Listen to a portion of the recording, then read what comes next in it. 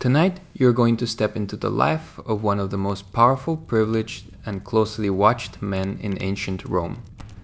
You are a Roman senator, wealthy enough to own country estates, and influential enough to advise an emperor, yet still unable to sleep past dawn. Outside, carts rumble through narrow streets while oil lamps tremble beneath the colonnades. Inside, a secretary is already waiting with petitions you promised to read yesterday. Your toga bears the broad purple stripe of senatorial rank. It also bears the dust of the forum, the creases of ceremony, and the remarkable weight of several social expectations. If these slow walks through history are your kind of nighttime company, you can quietly support the channel with a like or a subscription. And thank you to everyone who suggests future journeys. History contains an almost unlimited supply of prestigious jobs that become less appealing as soon as the working day begins. You can tell me in the comments where you're listening from and what time it is there. Perhaps it is late enough that even a Roman client would postpone his morning call. For now, let the room around you grow a little dimmer. Settle more deeply into the pillow and allow any steady sound nearby to become part of the night. Imagine warm lamplight on painted plaster, cool air entering an open atrium, and a square of dark sky reflected in a shallow basin of rainwater. There is no need to memorize the names, laws, or offices ahead. They can pass gently by, like footsteps crossing a distant marble floor. Our senator is not one single historical man, but a careful composite living around the year 100, when Trajan is emperor and the old republic survives in titles, habits, and memories. So breathe slowly, leave the modern night where it is, and step into a Roman household just before dawn where status is awake even when you would rather not be. The first truth about becoming a Roman senator is that your career begins long before you can pronounce the word Senate. It begins with the family into which you arrive, the names placed after your own, the portraits displayed in the atrium, and the property entered carefully into household accounts. In Rome, a man may occasionally rise by talent, luck, military service, imperial favor, or some determined combination of all four. Yet birth remains the smoothest road. If your father belongs to the senatorial order, you grow up inside a world already arranged to make public office appear natural. Servants know which visitors outrank which others. Relatives discuss marriages as if drawing roads across a map. Old men remember who supported whom during an election 20 years ago. Before you have opinions, you inherit obligation. Yeah. Our imagined senator is called Lucius, a pleasantly ordinary Roman name for a decidedly unordinary household. His full name would carry the history of his clan, perhaps an adoption, perhaps an honored ancestor, and perhaps a branch name that distinguishes his line from several cousins who also answer when someone calls across a crowded portico. The family is wealthy in the respectable Roman manner. Much of its fortune lies in land, farms in central Italy, vineyards on a sunny slope, grazing country farther south, and shares in estates managed by people Lucius rarely sees. There may be urban property as well, loans arranged discreetly through associates, and commercial interests kept at a dignified distance. A senator is expected to be rich, but also to look as though money arrives naturally from the soil while he thinks about the state. The household atrium teaches him what this rank means. Wax masks or painted likenesses of prominent ancestors remind everyone that the family has already served Rome. A consul among them is especially useful, so is a censor, a victorious governor, or a man remembered for refusing a bribe with such public enthusiasm that future generations quietly profit from the story. These ancestors are not merely decorations, they are arguments. When Lucius eventually asks voters, senators, or an emperor to trust him, he can point backward. His family has stood here before. Roman prestige works like compound interest, except that one foolish scandal can empty the account with surprising speed. Not every senator around the year 100 comes from an ancient Roman clan. The imperial senate has become broader than that. Distinguished families from Italy, Spain, Gaul, North Africa, and the Greek-speaking provinces can reach the order, especially when wealth, education, and imperial approval come together. Trajan himself was born in Hispania. Rome still admires old ancestry, but the empire has grown too large to be governed only by descendants of the oldest houses beside the Tiber. A new senator from the provinces may possess fewer ancestral masks in Rome and more practical experience elsewhere. He may also possess the slightly exhausting determination of a man who knows that every mistake will be remembered as evidence that he never belonged. Membership in the senatorial order demands money because public life is expensive and its senior offices are unpaid. A man cannot plead modest means while maintaining the expected house, clothing, dependents, hospitality, travel, gifts, staff, and election expenses. Under the early empire, the formal property qualification is generally set at 1 million sesterces. Many senators command far more. The number sounds abstract until you imagine the estate, rents, harvests, account tablets, disputes, marriages, inheritances, and careful favors needed to reserve it. Wealth does not release Lucius from work. It creates an additional kind of work performed by stewards and agents, but ultimately resting on his name. As a child, Lucius does not yet understand any of this. He knows the sensation of cool mosaic under bare feet, the smell of olive oil, the voice of a nurse, and the serious faces that appear when his father receives clients. He learns that certain doors are entered quietly, and certain men are greeted first. He sees his mother directing the inner household with a competence that public law will never describe adequately. He sees enslaved people carrying water, keeping accounts, tutoring children, opening doors, preparing clothes, and making privilege look effortless. The smoothness of his childhood depends upon their labor, much of it invisible by design. His future is spoken of in gentle certainties. He will study, he will serve. He will hold office if health, fortune, and politics permit. He will marry suitably. He will protect the family dignitas, that dense Roman mixture of standing achievement, reputation, and remembered worth. Nobody asks whether he would prefer to make pottery or sell spices beside the river. A senatorial son has choices, but they are choices within a corridor built before his birth. The corridor is wide, bright, beautifully decorated, and difficult to leave. So the infant in the atrium is already part of Rome's public life. His first contribution is simply to exist as an heir. Relatives study his face for traces of his father. Friends congratulate the household. The family gods receive their offerings. Somewhere, an accountant adjusts expectations about inheritance. Lucius sleeps through these developments wrapped warmly and unaware that a purple stripe is waiting in his future. For the moment, the house is quiet around him. The ancestors keep their patient watch, the rainwater lies still in the basin, and the long machinery of status begins to turn. A senatorial childhood is comfortable, but comfort in Rome is not the same as idleness. Lucius is being prepared for a public world in which a badly remembered quotation may be embarrassing, a weak voice may be politically expensive, and ignorance of law may allow a rival to smile at exactly the wrong moment. His education begins at home. A nurse and household attendants shape his earliest years. Then a tutor takes command of the mornings. This tutor may be enslaved or freed, Greek-speaking, deeply learned, poorly paid in gratitude, and fully aware that the small boy complaining about his wax tablet will one day outrank him in every formal sense. The first lessons are simple, letters traced with a stylus, syllables repeated aloud, numbers arranged, short passages copied until hand and memory cooperate. Wax tablets allow mistakes to be smoothed away with the flat end of the stylus. A small mercy not always extended to mistakes in adult Roman politics. Lucius reads Latin, but Greek matters enormously. Educated Romans admire Greek literature, philosophy, history, medicine, and rhetoric, even while making jokes about Greek cleverness. A senator who cannot follow Greek conversation will feel limited in an empire where the eastern provinces conduct much of their intellectual and civic life in that language. As Lucius grows older, the curriculum expands. He reads Homer and Virgil, studies famous speeches, learns examples of courage and failure, and meets historical figures arranged as moral furniture. Stories are not offered only because they are beautiful. They provide patterns. Here's a commander who remained calm. Here's a magistrate who placed Rome above family. Here's an ambitious man who reached too far. Here's a traitor whose name still tastes unpleasant centuries later. Roman education trains memory, but it also trains the instinct to compare every present action with a useful past. The body is prepared alongside the mind. A noble boy may exercise, ride, hunt, swim, and learn enough weapon handling to avoid humiliating himself during military service. He is not raised as a professional soldier, yet command belongs to the career expected of him. He must be able to sit a horse, endure discomfort, and look reasonably composed in armor commissioned by someone else. The ideal Roman aristocrat is neither a sheltered scholar nor a wordless fighter. He is supposed to speak well, act decisively, respect tradition, master his appetites, and somehow make all of this appear inherited. Public observation begins early. When Lucius reaches the appropriate stage, he puts aside the bordered toga of childhood and assumes the plain toga of an adult male citizen. The ceremony is personal, religious, and social.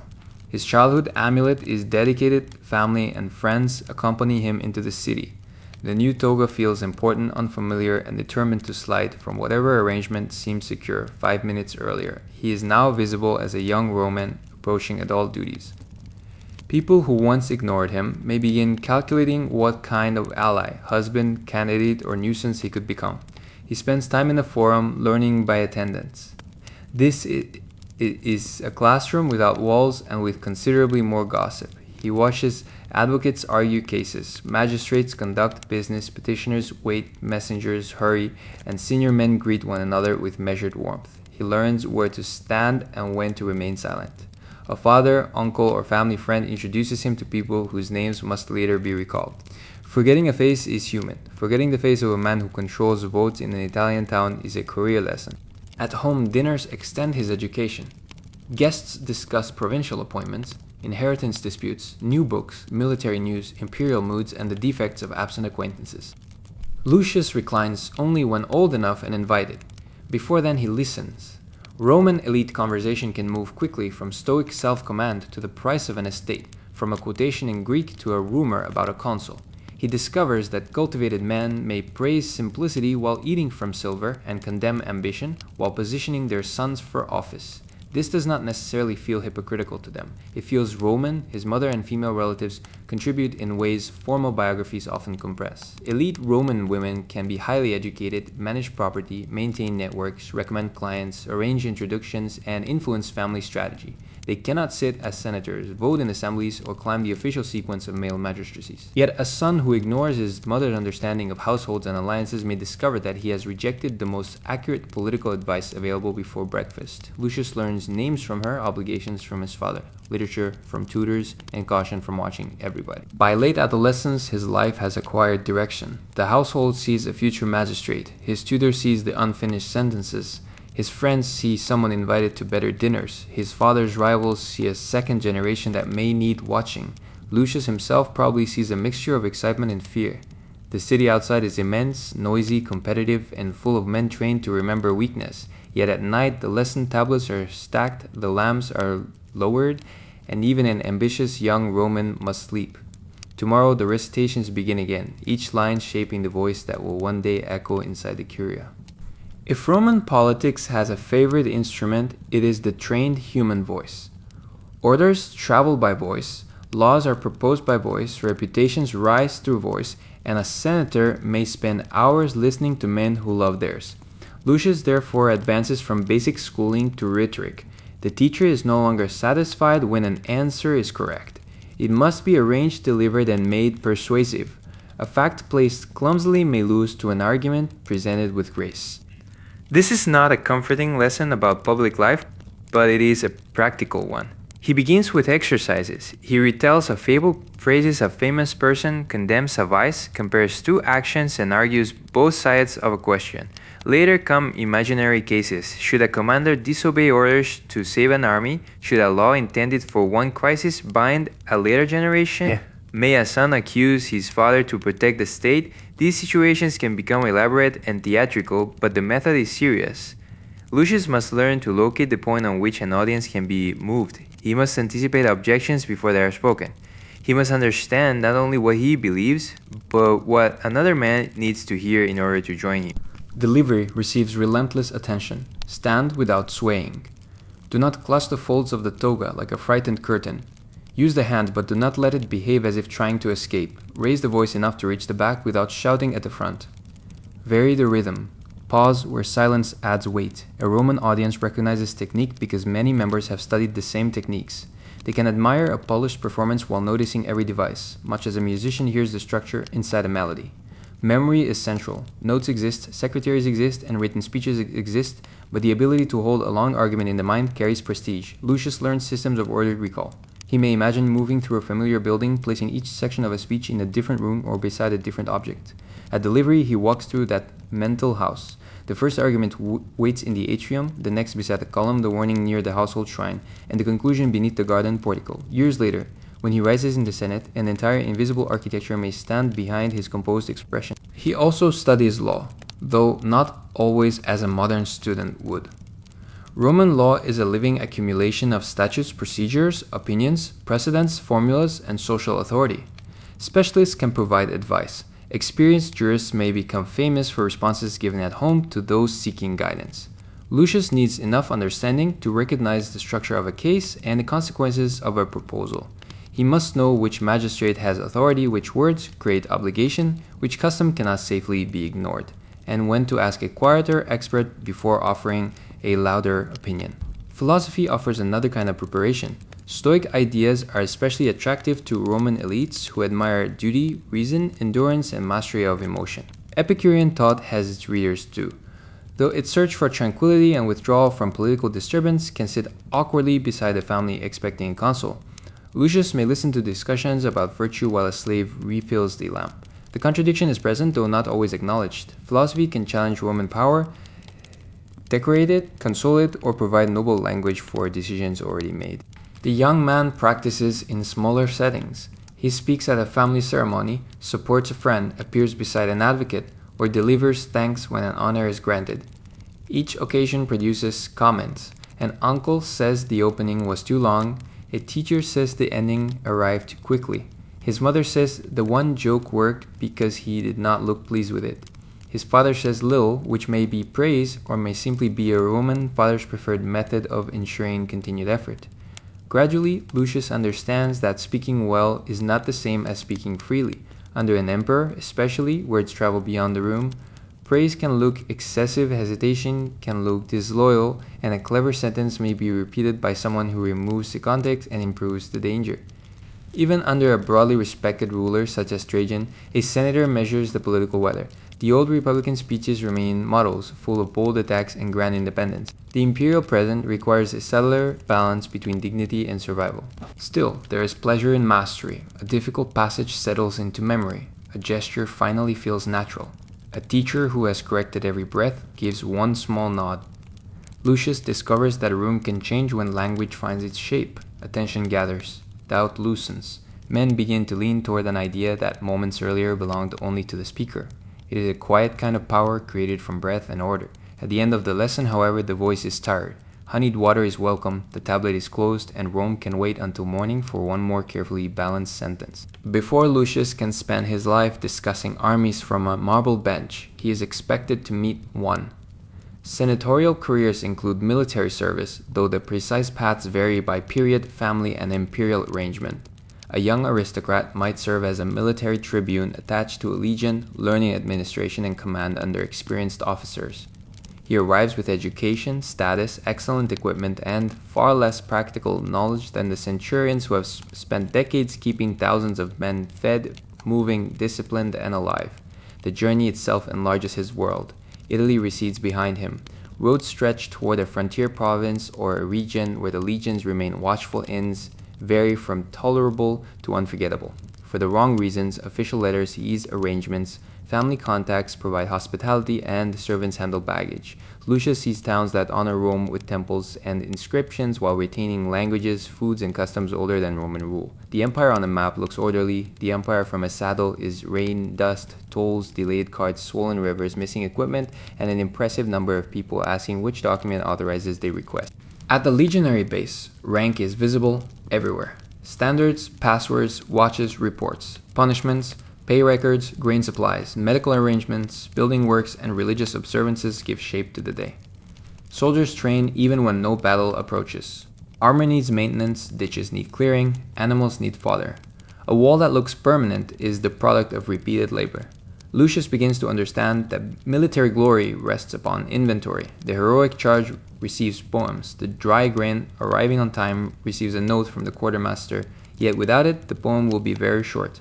The senior centurions are courteous, but they are not easily impressed. They have watched young men of excellent family arrive before.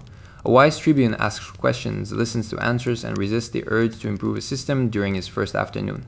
An unwise one explains courage to veterans and discovers that silence can become highly articulate. Lucius learns how orders move down a chain and how information moves up, it changing slightly at every step. He learns that a report may be accurate, reassuring, or complete, and that receiving all three qualities at once is a small administrative miracle. He inspects barracks, attends drills, sits on councils, and perhaps leads detachments on routine duties. Even in peaceful years, frontier service contains risk, accidents, disease, banditry, local unrest, harsh weather, and the simple unpredictability of distance. The sleep version of his life need not linger on violence. It is enough to feel the cold before dawn, the leather straps, the smell of smoke, and the steady sound of boots crossing packed earth. Lucius discovers that command means waking when others wake and remaining visible when he would prefer a private moment of uncertainty. Letters connect him to Rome. A secretary takes dictation or copies the finished text. Lucius describes the climate, praises his commander, assures his family that his health is excellent, and omits the digestive consequences of yesterday's meal. News travels back. A cousin is engaged, and a state boundary is disputed. A former teacher has died, and an influential man asked after him. Every letter reminds him that the military post is part of a career. His conduct is observed. The commander may later recommend him. Fellow officers may become allies. A careless decision can return to Rome before he does. The experience also reveals the empire's dependence on people far from the Senate. Auxiliary soldiers serve in units drawn from the provinces. Craftsmen repair equipment. Local merchants supply goods. Enslaved workers perform heavy and skilled labor. Women and children live in communities around the base despite the neat masculine image of the formal army. Couriers carry orders across great distances. Lucius has been taught that Rome governs the world. Here he sees how many hands make that sentence possible. When his service ends, he returns with practice stories. At dinner, he can mention a river crossed in terrible weather, a commander whose discipline he admired, and a night when the camp remained calm during an alarm. The stories will grow smoother through repetition. What matters more is the private change. Roads no longer look like lines on a tablet. A legion is no longer a number in a speech. A province is no longer a source of taxes and grain. Lucius has felt distance, delay, and responsibility. The lesson will not make him wise automatically, but it gives wisdom somewhere to begin. On his final evening near the camp, lamps glow behind the headquarters and the standards rest under guard. The regular noises settle. A distant hammer, a horse shifting, a low exchange at the gate. Lucius knows that another young tribune will arrive, polished and uncertain, to learn many of the same lessons. For tonight the watch is set.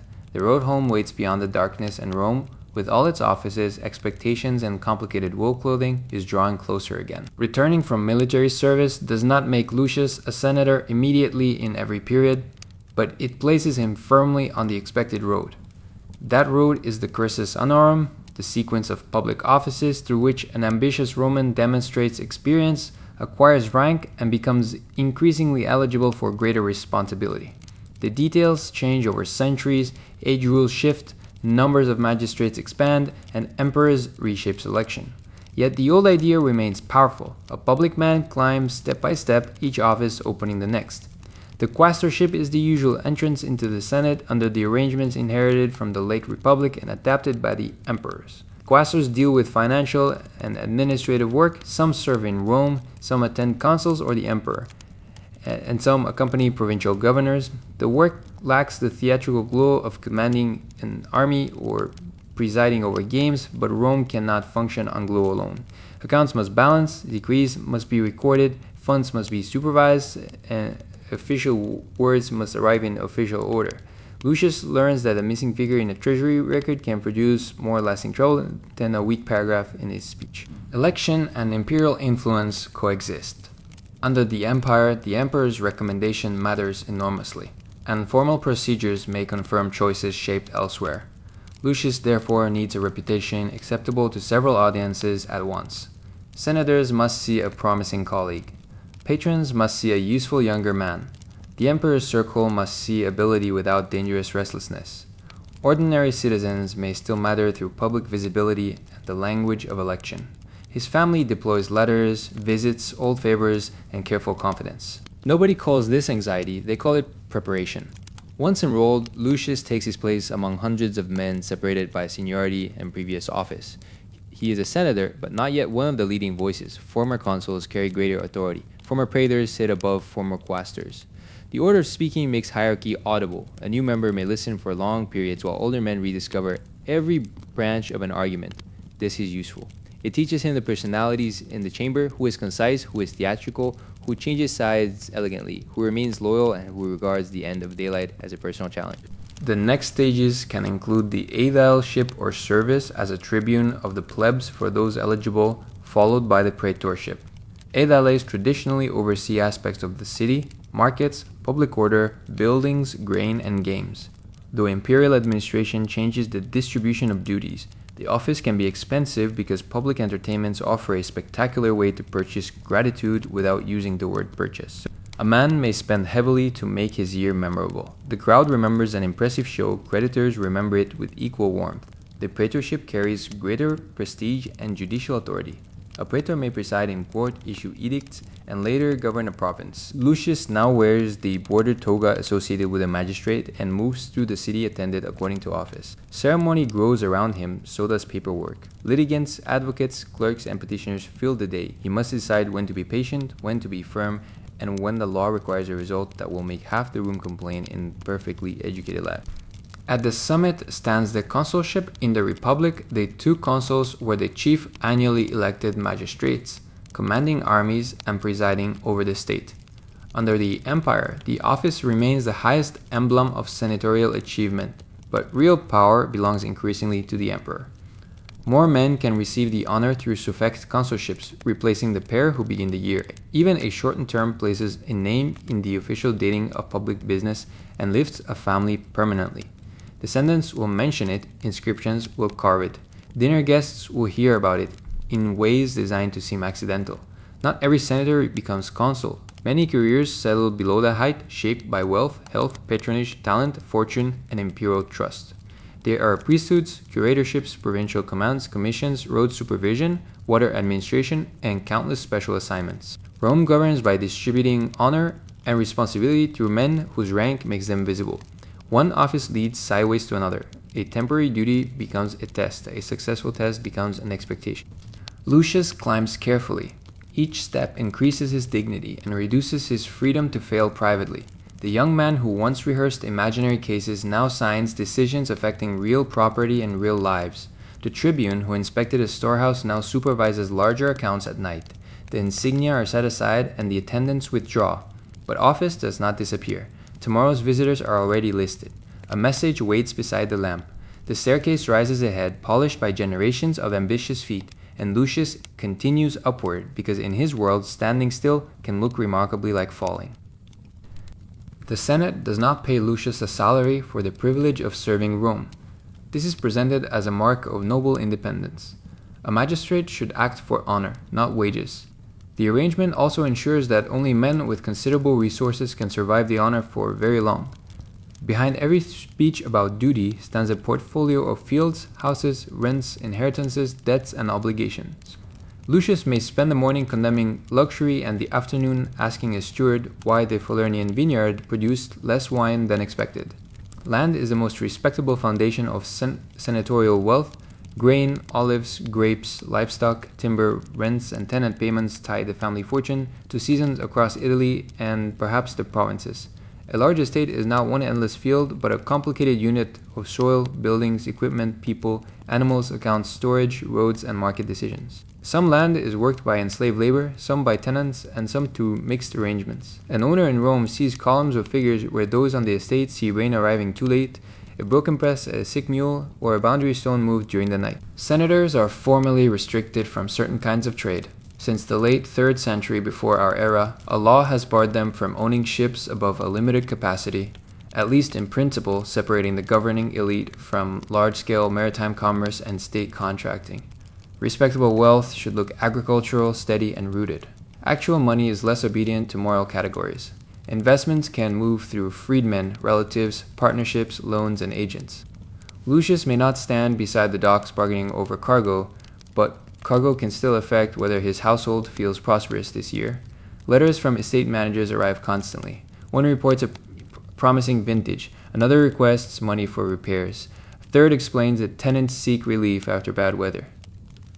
Lucius must decide how hard to press. Roman agricultural writers often describe estates with a manager's cold attention to output, yet real relationships are never only arithmetic. A tenant family may have worked the same ground for years. An enslaved overseer may possess more practical knowledge than the absent owner.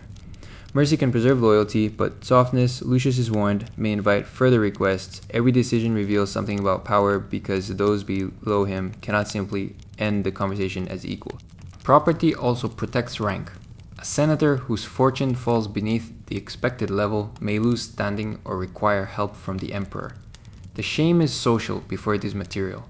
Friends begin speaking of his difficulties with lowered voices. Marriage prospects change. Rivals become sympathetic, which is often worse than hostility. A wealthy patron or ruler can restore the necessary qualification, turning rescue into gratitude. Lucius understands that financial independence is part of political independence, and that both can be weakened by a poor harvest, an extravagant election, several unlucky heirs, or a taste for villas that multiply faster than income. The city house consumes money elegantly: marble panels, painted walls, fountains, silverware, fine couches, lamps, books, gardens, and trained household staff create a setting in which public business takes place. An elite Roman house is not merely private. Its atrium receives clients, its dining room hosts alliances, its decoration announces culture and means. Visitors read the building as carefully as they read the owner. Too plain, and he appears mean or impoverished. Too lavish, and he appears soft, greedy, or eager to resemble the emperor. The ideal is expensive restraint. Family demands arrive too. A daughter needs a suitable dowry. A promising young relative may require financial support to meet his own rank.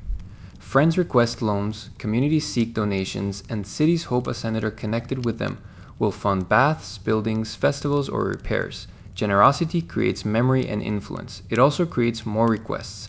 Lucius learns to give publicly, refuse privately, and explain both decisions in language that preserves goodwill.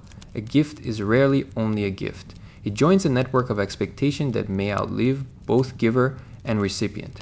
At times he travels to inspect an estate. The visit is announced long before the carriage arrives. Rooms are prepared, paths cleared, accounts organized, and inconvenient problems briefly moved beyond sight. Lucius walks among vines with a steward, discussing drainage and yields. The air smells of soil and leaves rather than smoke and drains. For a few hours he may feel close to the honorable agricultural life celebrated by Roman tradition. Then a clerk opens the account tablets, and tradition becomes a sequence of expenses. At night, the estate is quiet in a way Rome never is. Lamps glow near the villa, and workers settle in quarters according to status and duty. Lucius can look across land that supports his place in the Senate. The view is peaceful, but the peace is unequal.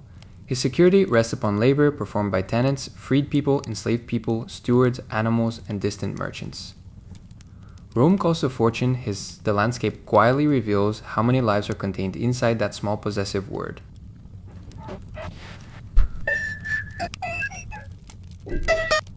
Now the long preparation brings us back to the day promised at the beginning.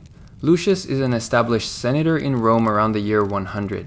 The Emperor Trajan governs an empire near the height of its territorial confidence. The Curia Julia stands in the Forum.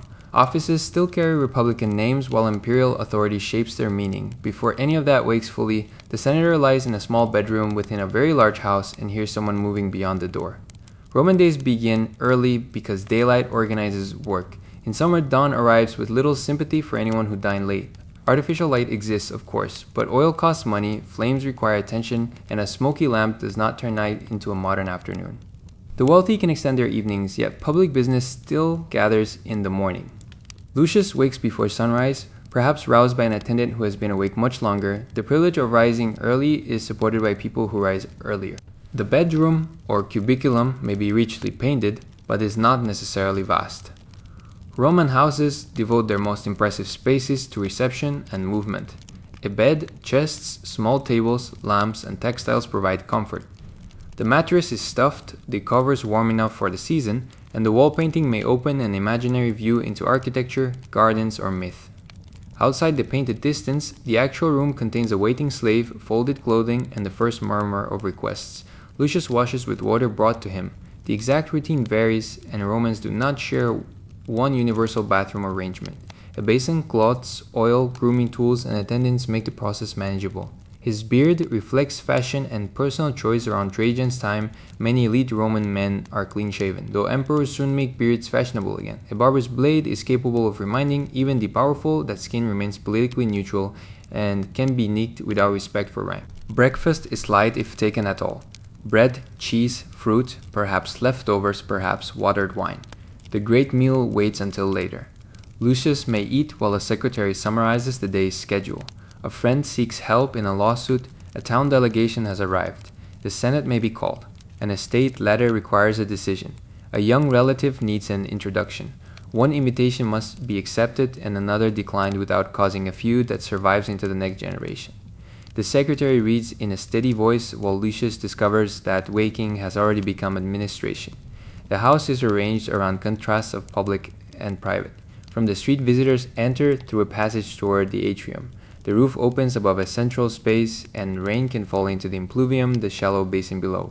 Beyond may lie the tablinum, reception rooms, dining spaces, and a garden court edged by columns. Doors and curtains regulate access, but sound travels. The household knows when clients gather. Clients know when a more important visitor has been admitted first. In the inner rooms, Lucius's wife oversees her own morning responsibilities. She may consult accounts, direct textile work, prepare correspondence, organize household worship, receive messages, and manage family matters. Children or younger relatives begin lessons.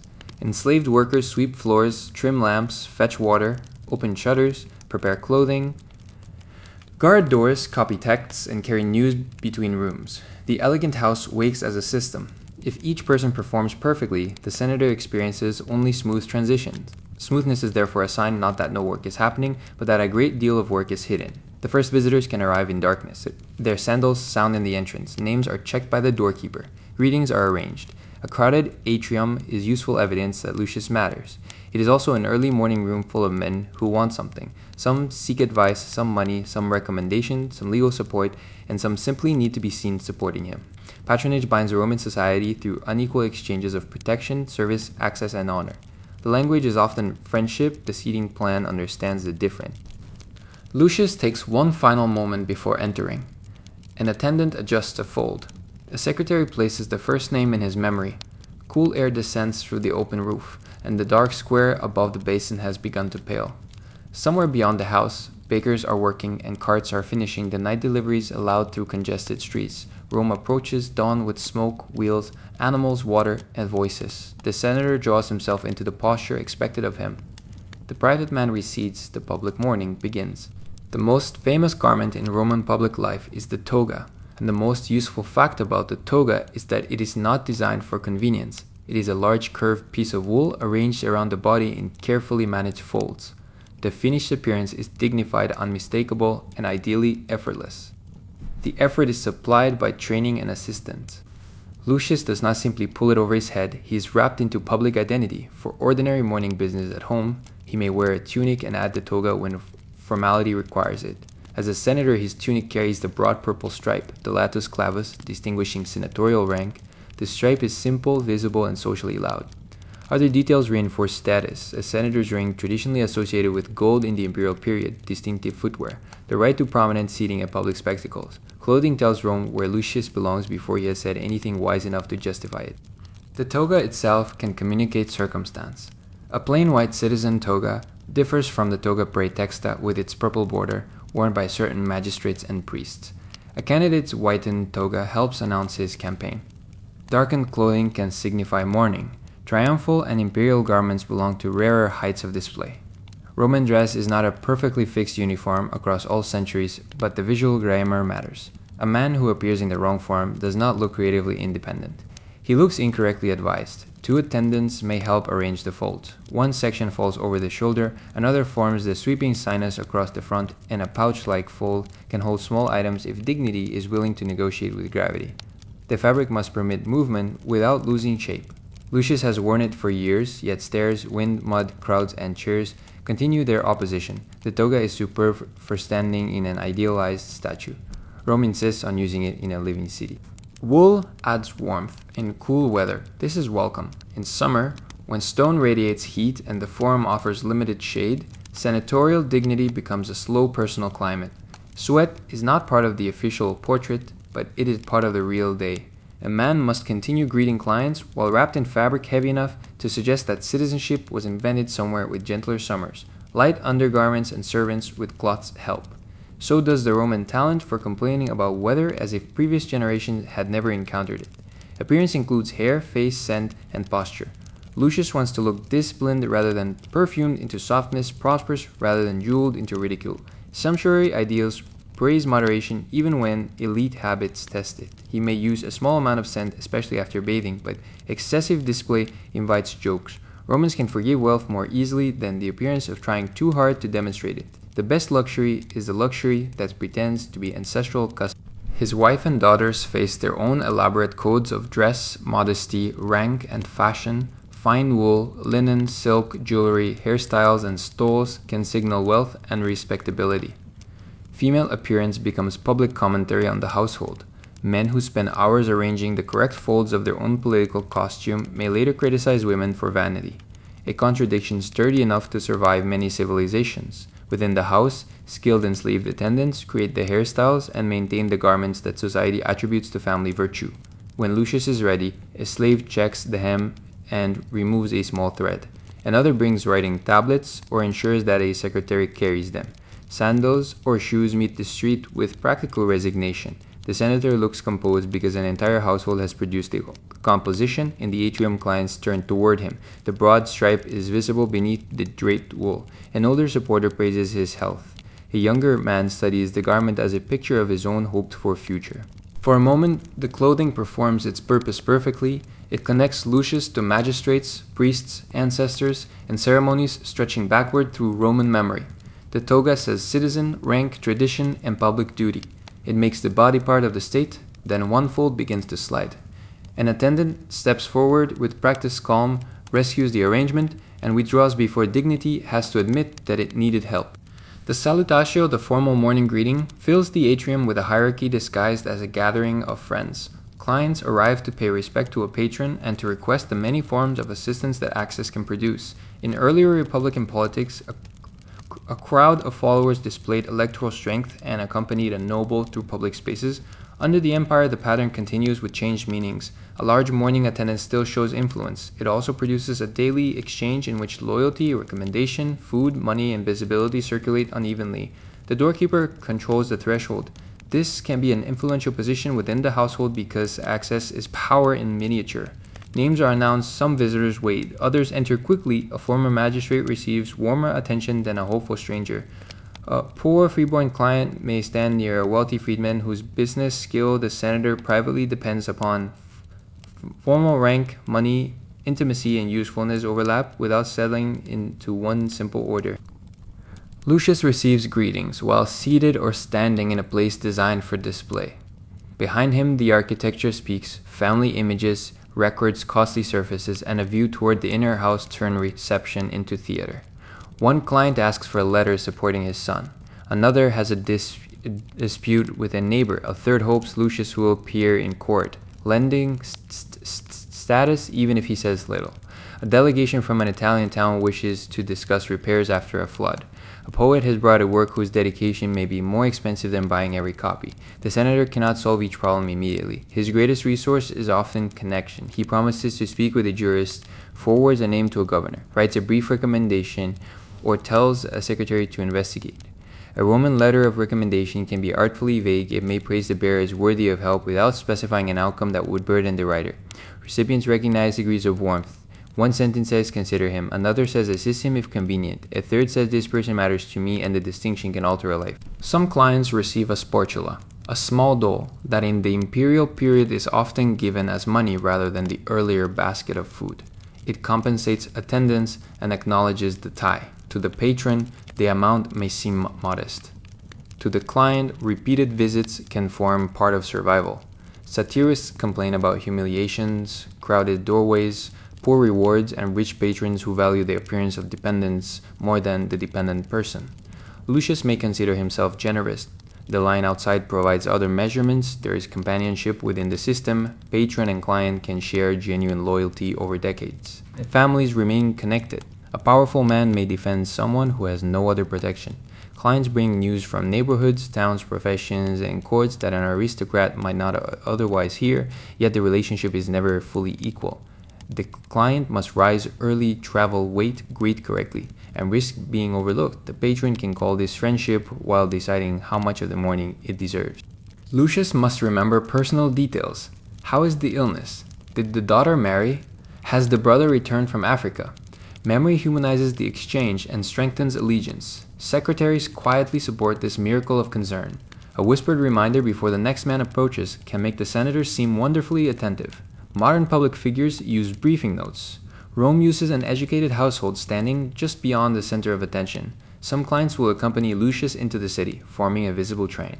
The number and respectability of follower matters, so does their arrangement. A senator walking alone may simply value peace, but Rome will suspect he has no friends. A crowd too rough or noisy can damage the very dignity it is meant to advertise. The ideal procession suggests broad support moving in disciplined harmony, which is difficult when several men are hungry and one has been waiting since before dawn. At last the main greetings end. A few urgent petitioners remain with secretaries. The atrium slowly empties, leaving cups, footprints, low conversation, and the strange stillness that follows performance. Lucius has distributed promises, attention, and small sums. In return, he carries a visible proof of consequence toward the forum. The clients gather behind and beside him. The door opens, morning light reaches the painted walls, and patronage steps out into the street. Rome is not a clean line between the senatorial house and the Curia. It is an obstacle course built from history. Streets narrow, widen, rise, turn, and vanish beneath crowds. Tall apartment buildings lean above shops. Water flows from fountains. Waste management varies by place and hour. Animals, porters, vendors, officials, laborers, worshippers, schoolboys, beggars, messengers, and visitors compete for space. The city contains perhaps 1 million people by some modern estimates, though ancient population figures remain uncertain. It feels less like a marble model and more like every appointment occurring in the same corridor. Heavy-wheeled traffic is restricted during much of the day, so carts rumble through the night and finish deliveries toward morning. Lucius has heard them from bed. Now the street belongs increasingly to pedestrians, littered animals, and lighter movement. A senator may ride in a litter or walk depending on distance, occasion, status, and preference. Walking with clients offers political visibility. A litter offers relief from mud and feet while placing several other men beneath the physical fact of your convenience. The procession leaves a neighborhood of elite houses and enters busier ways. Shops open their shutters. Bakers sell bread after long hours near hot ovens. A barber begins work. Hot food counters serve people whose homes lack useful kitchens. Inscribed notices cover walls. Public fountains gather queues. The smell shifts every few steps. Smoke, bread, animals, oil, perfume, drains, damp stone, fish sauce, and the occasional breeze that arrives like a diplomatic gift. People recognize Lucius, or at least recognize the signs of rank. Some make way, some greet him, some ask his clients who he is after he passes. The broad-striped toga, attendants, and followers create a moving announcement. Official privilege helps him occupy space, but the crowd remains Rome's great equalizer. A porter carrying an amphora cannot evaporate. A mule respects no ancestry. A splash from a wheel will land according to physics rather than the order of speaking in the Senate. Along the route stand monuments that turn walking into memory. Temples, arches, basilicas, statues, and inscriptions explain Rome to itself. Victories appear in stone. Emperors appear in bronze. Restored buildings announce who paid. Old Republican sites survive beside imperial additions, each generation rearranging the city while claiming to restore tradition. Lucius passes messages about power so familiar that he barely reads them. A visitor from a distant province may stare upward. The senator is already worrying about the first item on today's agenda. His clients use the walk productively. One moves close enough to repeat a request, another points out a man whose support might matter. A third tells a rumor, beginning with the assurance that he does not believe it. Lucius greets peers as they approach. The warmth of each exchange is calibrated. An embrace may signal intimacy, a brief nod may signal respect, haste, coolness, or a neck made stiff by too many mornings in a toga. Rome specializes in gestures whose ambiguity gives everyone something to discuss later. Security is present without forming a modern sealed bubble. Household slaves and dependents keep near. Magistrates of high rank may be accompanied by lictors bearing the fessis, bundles of rods that represent authority. Soldiers are not casually everywhere inside the sacred boundary in the manner of a frontier camp, though imperial power has armed expressions nearby. The urban cohorts, vigiles, and praetorian guard belong to the city's layered order. Lucius lives in a capital where civic tradition and military monarchy occupy neighboring streets. As the forum approaches, the architecture opens. The ground beneath these monuments contains centuries of rebuilding. Fire, triumph, murder, law, commerce, and ceremony. The Curia Julia presents a sober brick exterior faced in its ancient splendor with richer materials. Nearby stand temples and basilicas alive with business. The Senate house is important, but it is one chamber within a landscape crowded by claims to Roman greatness. Lucius pauses before entering the next stage of the day. His attendants check what must accompany him. Clients peel away toward courts, offices, or shaded waiting places. Some will remain close in case they are needed. The senator looks back only briefly. The street continues flowing around the dignified disturbance he created. Vendors call sandals strike paving stones. Fountains run, and somewhere A student recites a speech too loudly. Rome has carried Lucius to the forum. Now he must persuade Rome that the journey was worth making. The Senate does not meet merely wherever enough senators happen to find chairs. Its gathering place must possess sacred status, a templum established for public business under the gaze of the gods. Over Roman history, meetings occur in several buildings and temples, but around Lucius's time, the Curia Julia is the familiar home. Julius Caesar began it, Augustus completed it, and later restoration keeps it tied to imperial care. Even the Senate's physical room reminds members that the emperors inherited, repaired, and framed their ancient institution. Before proceedings, religious form matters. The presiding magistrate has consulted auspices or ensured that ritual requirements are observed. A sacrifice may precede public business. Romans do not separate religion from government into neat modern rooms. Favorable relations with the gods belong to the state. An error in ritual can invalidate action or provide a useful reason to delay it. Sincere belief and political convenience can occupy the same ceremony without asking each other to leave. Senators arrive according to their own household rhythms but under pressure to attend. Absence without acceptable cause can bring penalties, and emperors may take attendance seriously. An older man carried in because of illness still demonstrates duty. A younger one appearing late demonstrates that everyone will discuss his evening before they discuss his excuse. Lucius greets colleagues beneath the portico or near the entrance. The morning street warmth becomes the chamber's more concentrated atmosphere of rank. The doors are associated with an openness unfamiliar to anyone imagining a completely secret council. In earlier practice, people outside can listen to proceedings through open doors, though access and publicity vary with period and subject. Clerks record transactions, messages move. The Senate is an elite body, but its performance resonates into the forum. A sharp speech may be copied, summarized, repeated at dinner, improved by enemies, and eventually remembered in a version no participant recognizes. Inside, the room is tall, rectangular, and orderly. Senators sit on stepped benches along the long sides, facing one another across the central floor. At the far end, a raised area focuses attention. Marble paving and colored stone give the room controlled splendor. Statues and sacred associations place living debate among reminders of Rome's past. The chamber does not need vast dimensions to feel important. Importance comes from the men, offices, records, and consequences gathered within it. Seating follows rank. Former consuls occupy places of precedence, followed by men whose highest offices place them in descending groups. Lucius knows exactly where he belongs. Ambition can be measured as physical movement through the room over a lifetime. The bench of a new quaestorian senator lies far from the authority of a senior consular. Every promotion changes not only the title on an inscription, but the direction from which others expect wisdom. Clothing settles with difficulty as men sit. Attendants do not crowd the formal space to rescue every fold. Tablets and notes are placed. Quiet conversations continue until the presiding figure calls the house to order. Lucius may recognize friends, rivals, former governors, wealthy provincial newcomers, ancient aristocrats with diminished fortunes, and men whose families rose through imperial service. The Senate looks like one order from outside. Within, it contains layers fine enough to occupy a lifetime of observation. The day's business can include finances, provincial matters, honors, embassies, legal questions, religious concerns, public works, the status of individuals, or communications from the emperor.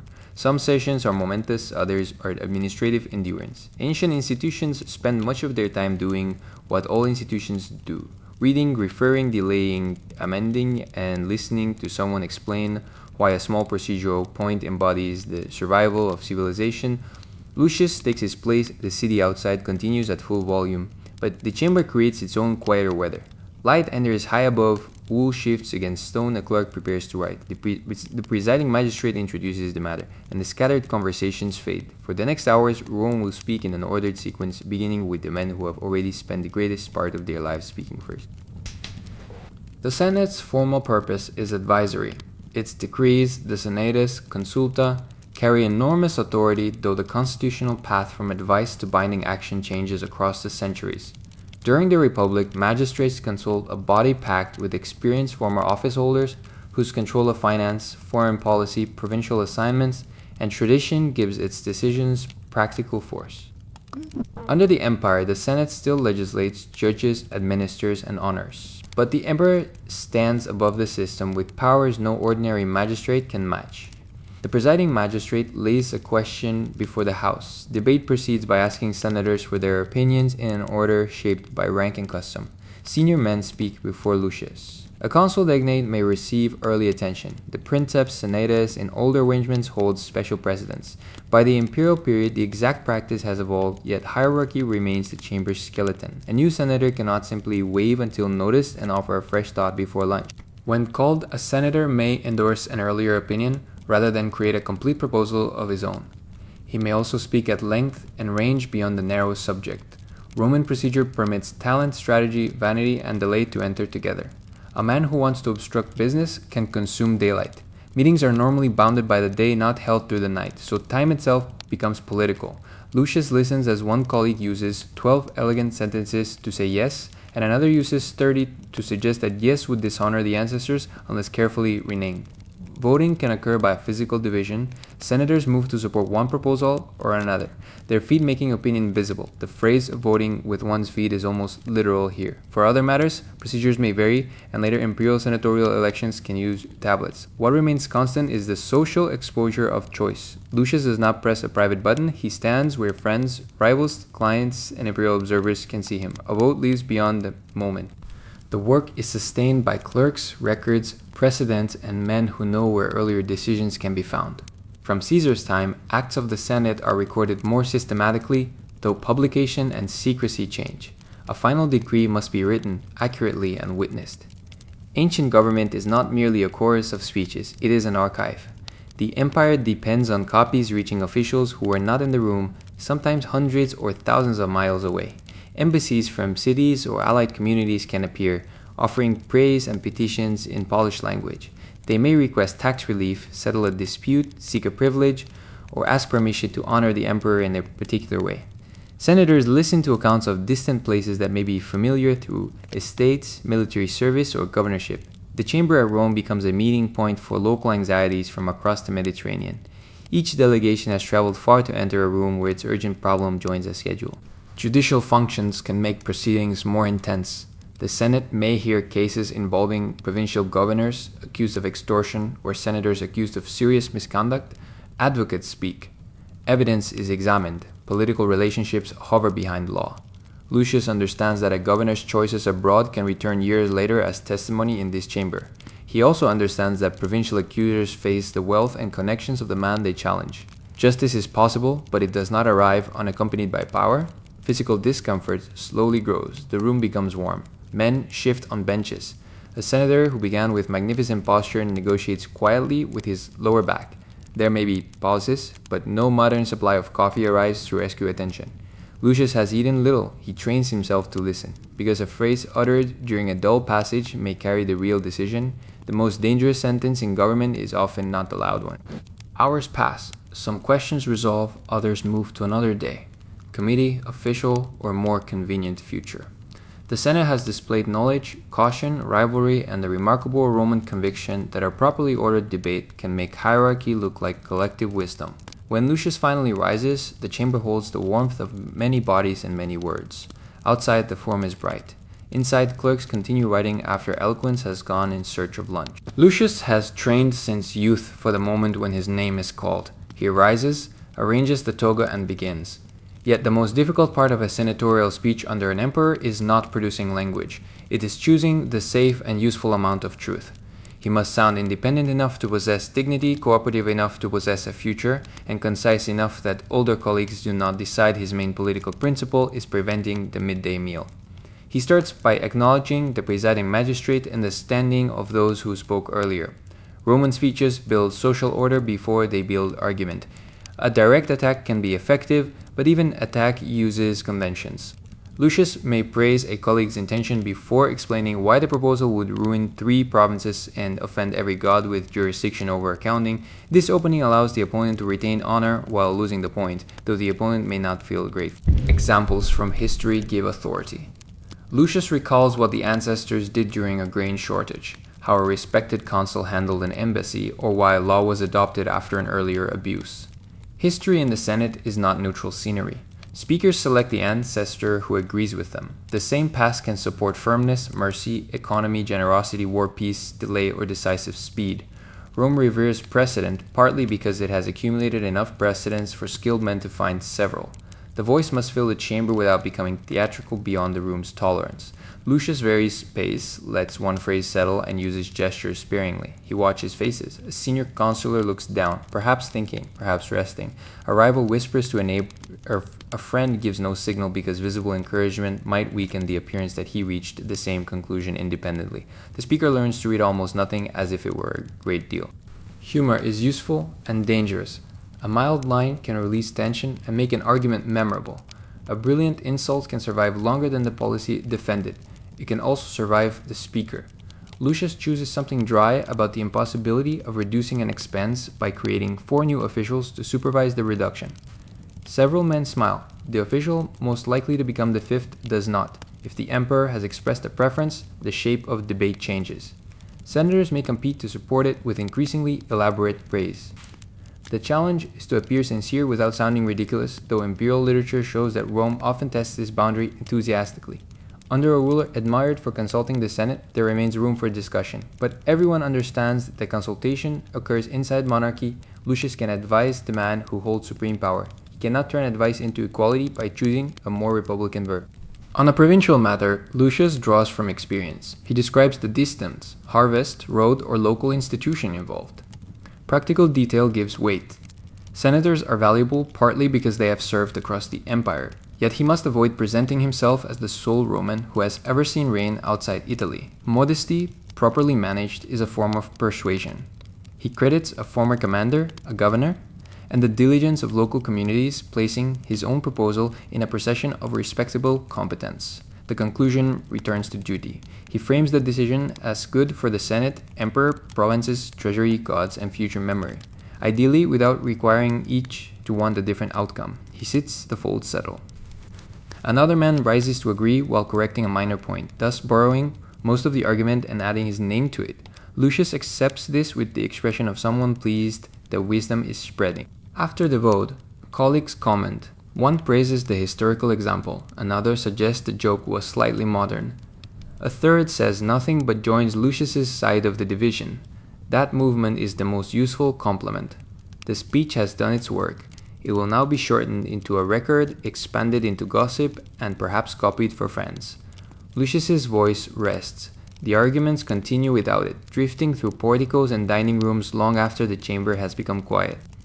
Sometimes the emperor is physically present in the Senate, even when he is not. Imperial authority occupies a place more substantial than any bench. Around the year 100, Trajan cultivates an image of the first citizen who respects senatorial dignity. He accepts the title Optimus Princeps, the best ruler, and writers praise his accessibility, military competence, and restraint. Such praise tells us both that senators value consultation and that they remember rulers under whom consultation felt considerably less safe. The Republic has not vanished from language. Men still speak of liberty, magistracies, the Senate, and the Roman people. Consuls give their names to the year. Laws and decrees maintain formal paths, yet the emperor commands the armies, controls immense resources, influences appointments, holds tribunician and proconsular powers, and stands at the center of patronage. The Senate can possess real work and real prestige without possessing ultimate sovereignty. Roman political life becomes skilled at holding both truths together. When an imperial letter arrives, a quaestor may read it aloud. The wording is attended closely. A request from the emperor is not treated like a note from a neighboring estate owner asking to borrow a mule. Senators respond with decrees, thanks, honors, or implementation. Debate may concern details, but refusal would require a political landscape very different from the one Lucius inhabits. The letter's measured phrases carry the quiet force of legions that are nowhere in the room. Imperial favor shapes careers. The emperor recommends candidates, appoints commanders and governors in key provinces, grants honors, and invites men into advisory circles. Lucius needs to be known as capable. He does not want to be known as hungry for power in a way that causes the palace to take a special interest. Excellence should be visible and ambition modestly dressed. A senator's public costume is wool. His political costume is useful loyalty. Palace invitations bring opportunity and discomfort. A meal with the emperor or attendance at a council raises standing. It also places Lucius in a setting where every exchange can be remembered. Who was seated near whom? Whose joke received a smile? Which request was answered at once? Court life grows from these observations even when a ruler dislikes excessive ceremony. Emperors are surrounded by freedmen, officials, soldiers, relatives, friends, and petitioners whose access forms its own map of power. The memory of bad emperors travels through senatorial families. Under some rulers, senators faced accusations, confiscation, exile, forced suicide, or execution. Treason law could turn speech and association into danger. Ancient accounts may sharpen contrasts to praise a later reign, but the fear was not imaginary. A grandfather's name removed from an inscription or an uncle's estate, absorbed by the fisc, teaches caution more effectively than a rhetoric lesson. Trajan's relationship with the Senate is comparatively comfortable, yet monarchy remains personal. A change of ruler can reorder futures. The accession of a young, suspicious, ill-generous, scholarly, military, or absent emperor produces different currents. Senators watch health reports and adoption plans because succession is not an abstract constitutional chapter. It determines which friendships become assets and which become evidence. Lucius may genuinely admire the emperor. Respect does not need to be counterfeit simply because it is prudent. Trajan's public works, administration, military successes, and style of rule can inspire loyalty. The senator can believe that one-man authority stabilizes an empire too large for the old city-state arrangements. He can also feel the absence of the competition his ancestors called liberty. Human beings are capable of gratitude and unease at the same time. When the emperor enters the chamber, every senator rises. The gesture is simple and complete. Lucius sees the man, the office, the armies, the treasury, the succession, and the future of his family gathered into one figure. Debate will proceed. Men will speak. Decrees will be written. The Senate is not meaningless, but its meaning now circles the center outside itself. The emperor takes his place, and the old republic adjusts its toga. Popular imagination gives Rome eagles, standards, arches, and battles. Lucius's actual afternoon contains letters. The empire survives because information moves. Orders, petitions, census data, legal opinions, tax accounts, military reports, property claims, municipal requests, recommendations, inventories, and announcements. The Mediterranean joins these documents by road and sea.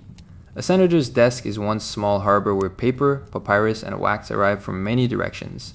Roman writing uses different materials for different purposes. Wax tablets suit notes, drafts, calculations, and messages. Papyrus serves longer letters and literary texts. Wooden tablets appear across the empire, preserving the ordinary business of forts and households where conditions allow survival. Ink, reed pens, seals, string, and skilled hands turn thought into an object that can travel. Lucius dictates much of his correspondence. An educated slave or freedman takes down the words, prepares a fair copy, and may understand the issue better than the man whose name closes the letter. Mourning promises now become documents. Lucius recommends a client to a provincial governor. He thanks a friend for figs sent from an estate. He replies to a town seeking support for a delegation. He asks a steward for clearer numbers. He sends condolences to a household he cannot visit. Each letter requires a different voice. Too warm and a minor request becomes an obligation. Too cool and an ally spends the evening identifying insult between the lines. Seals protect privacy and authenticate the sender, though no system eliminates forgery, interception, delay, or the curious household member. Trusted carriers matter. The official imperial post, the cursus publicus, serves state communications rather than every senator's personal convenience, relying on station, animals, permits, and local resources. Private messages move through servants, friends, merchants, and travelers.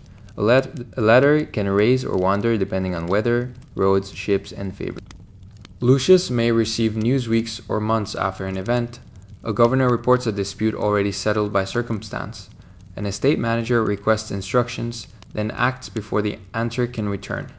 Authority at distance requires delegation. Rome cannot direct every local decision in real time. The empire appears centralized in monuments and decrees, but daily government depends upon thousands of people interpreting general commands far from anyone who issued them. Archives protect the household as well as the state. Contracts, wills, marriage agreements, manumission records, account books, copies of correspondence, and proof of citizenship can decide fortunes. Chests in the atrium or secure room hold family documents. Fire, damp, theft, and carelessness threaten them. Rome's legal confidence rests on vulnerable materials. A splendid claim without a surviving tablet can become a very philosophical discussion about impermanence. Literary work joins administration. Senators often read and write history, poetry, philosophy, speeches, and memoirs. Pliny the Younger, a near contemporary of our composite Lucius, leaves letters that reveal estates, lawsuits, dinners, villas, friends, illnesses, and public duties. Elite writing is both self-expression and self-construction. A published letter may look spontaneous after receiving the attention of a small building project. Lucius chooses which speeches to circulate because a written version can present the argument as he wishes the room had heard it. Secretaries sort the flow. One specializes in Latin correspondence, another in Greek, another in accounts. Freedmen may manage complex affairs with remarkable independence while remaining socially marked by former slavery. Trust grows over years. Lucius depends on memory, not wholly his own. A secretary who knows where every document lies can be more essential than a noble cousin who knows where every good dinner will be held. Late in the day, the writing room settles into steady sound, the scratch of pen, the soft reading of a draft, the tap of a tablet closed. Lucius adds a final sentence to a provincial reply. The words may travel across mountains and water, be copied in an office, and guide someone he will never meet. Empire for this quiet moment is not a map painted red. It is a lamp, a hand, a line of ink, and a messenger waiting at the door. Roman hours stretch and shrink with the season because they divide daylight rather than obeying identical mechanical units. Noon is therefore an approximate turning point in the day's natural rhythm, not a glowing number on a pocket device. By the time public business eases, Lucius has been awake for hours. He has greeted clients, crossed the city, listened, spoken, and absorbed enough requests to make even the marble gods appear wisely unavailable. The midday meal prandium is usually modest compared with dinner. Bread, cheese, olives, eggs, fruit, cold meat, vegetables, or leftovers can be taken without ceremony. A wealthy senator has access to elaborate food whenever he wishes, but Roman moral language admires the image of simplicity. Lucius may eat a small plate while dictating. This allows him to enjoy both frugality and inefficiency at the same time, since chewing and revising a legal sentence do not always improve each other. If he returns home, the atrium has changed. The morning crowd is gone. Sunlight falls more directly through the opening above. Household workers clean, sort, carry, and prepare for evening.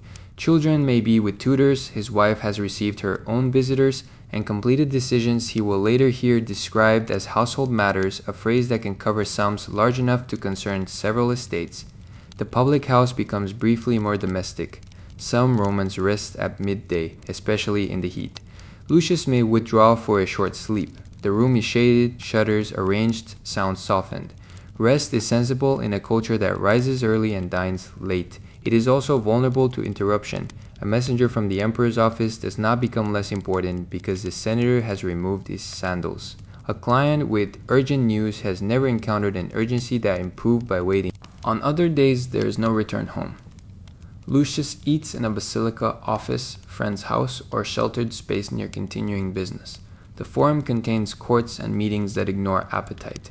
He may attend a public reading, consult a jurist, or stand beside a colleague in a case. A Roman senator's schedule is less a clean sequence than a set of obligations flowing around one another.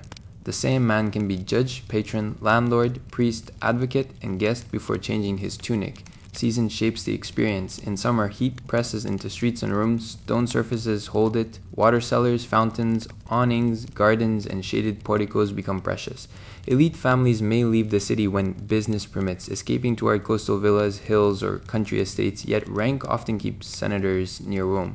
The empire's ruling order enjoys enormous privilege and the peculiar inconvenience of being required where power is concentrated. Lucius uses a quiet hour to read. A new history has arrived. A friend has sent verses. A philosopher's work offers advice about freedom from anxiety, while 3 unanswered letters wait within reach. Reading is not merely leisure. Cultured judgment belongs to elite identity. He makes a note in the margin, then realizes the line can be used in a speech. Rome turns even tranquility toward public purpose. The light moves across the floor. From the kitchen comes preparation for dinner, chopping, grinding, the clink of vessels, the movement of fuel and water. Enslaved cooks work in heat and smoke, transforming ingredients purchased through a network that reaches ports and farms. The household's evening ease is being built during the senator's pause. Somewhere a dining couch is checked, silver counted, and the guest order discussed. Interruption ends as gently as it began. Lucius washes his hands, straightens his tunic, and calls for the next tablet. Afternoon duties remain a legal consultation, a bath, letters, perhaps a meeting with men whose conversation will continue at dinner.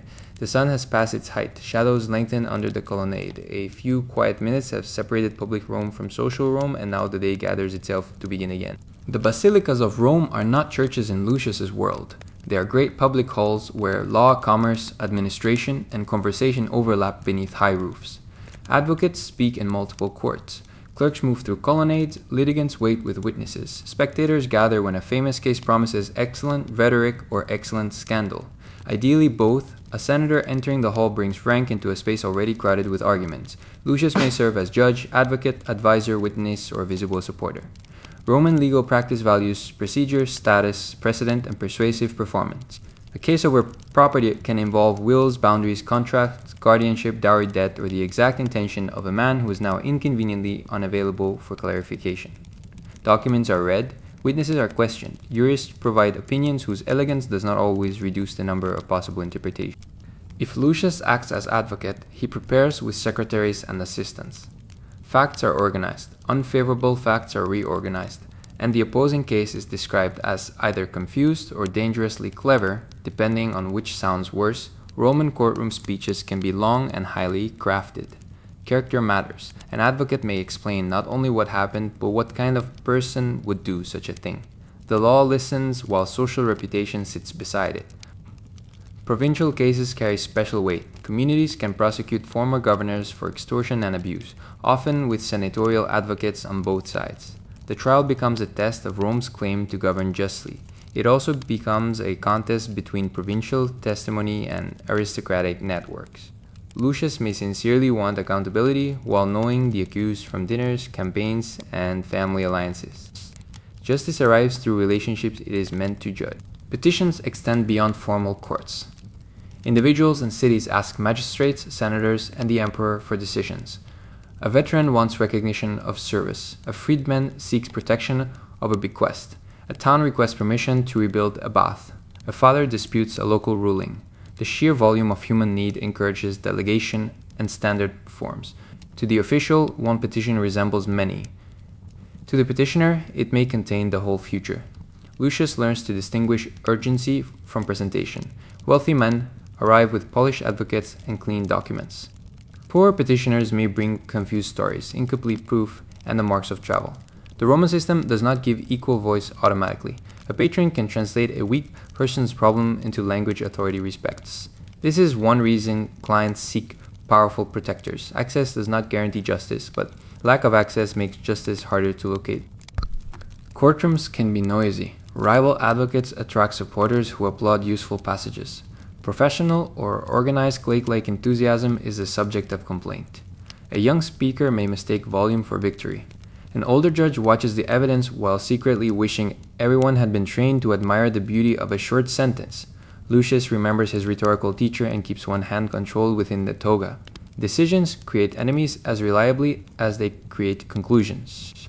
The losing party may accuse the judge of bias, the advocate of incompetence, the witness of lying, and fate of poor administration.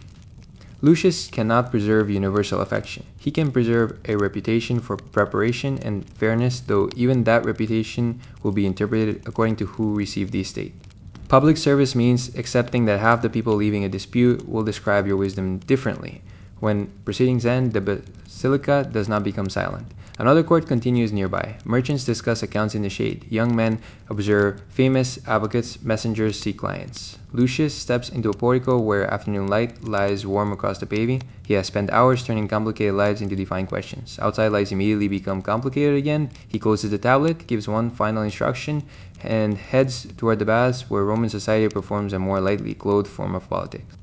Bathing in Rome is not simply washing. It is exercise, health routine, social meeting, display, relaxation, gossip exchange, and architecture arranged around water and heat.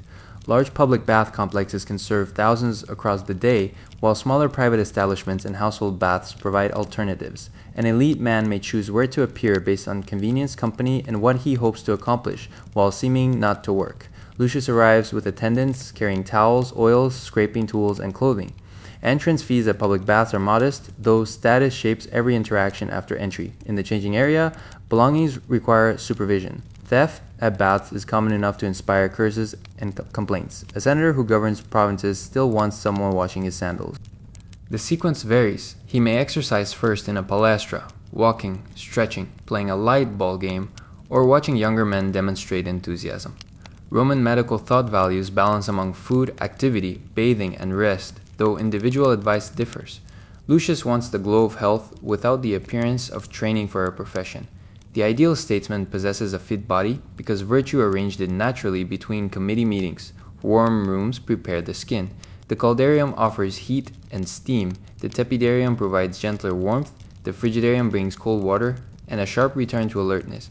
Furnaces and underfloor heating systems make the complex possible. Behind the marble surfaces, workers feed fires, move fuel, maintain pipes, clean rooms, and manage crowds. Bathing feels effortless to the bather because labor and engineering are kept beyond the decorated wall. Instead of soap in the modern manner, oil can be rubbed onto the body and removed with a curved strigil, carrying sweat and dirt with it. Attendants perform the scraping and massage. The process is practical, intimate, and public by modern standards. Nudity rules vary by time and place, as do arrangements for men and women. Romans are familiar with bodies, but not free from shame, hierarchy, or judgment. The bath suspends some clothing distinctions while preserving social rank through company service and behavior. Conversation begins everywhere.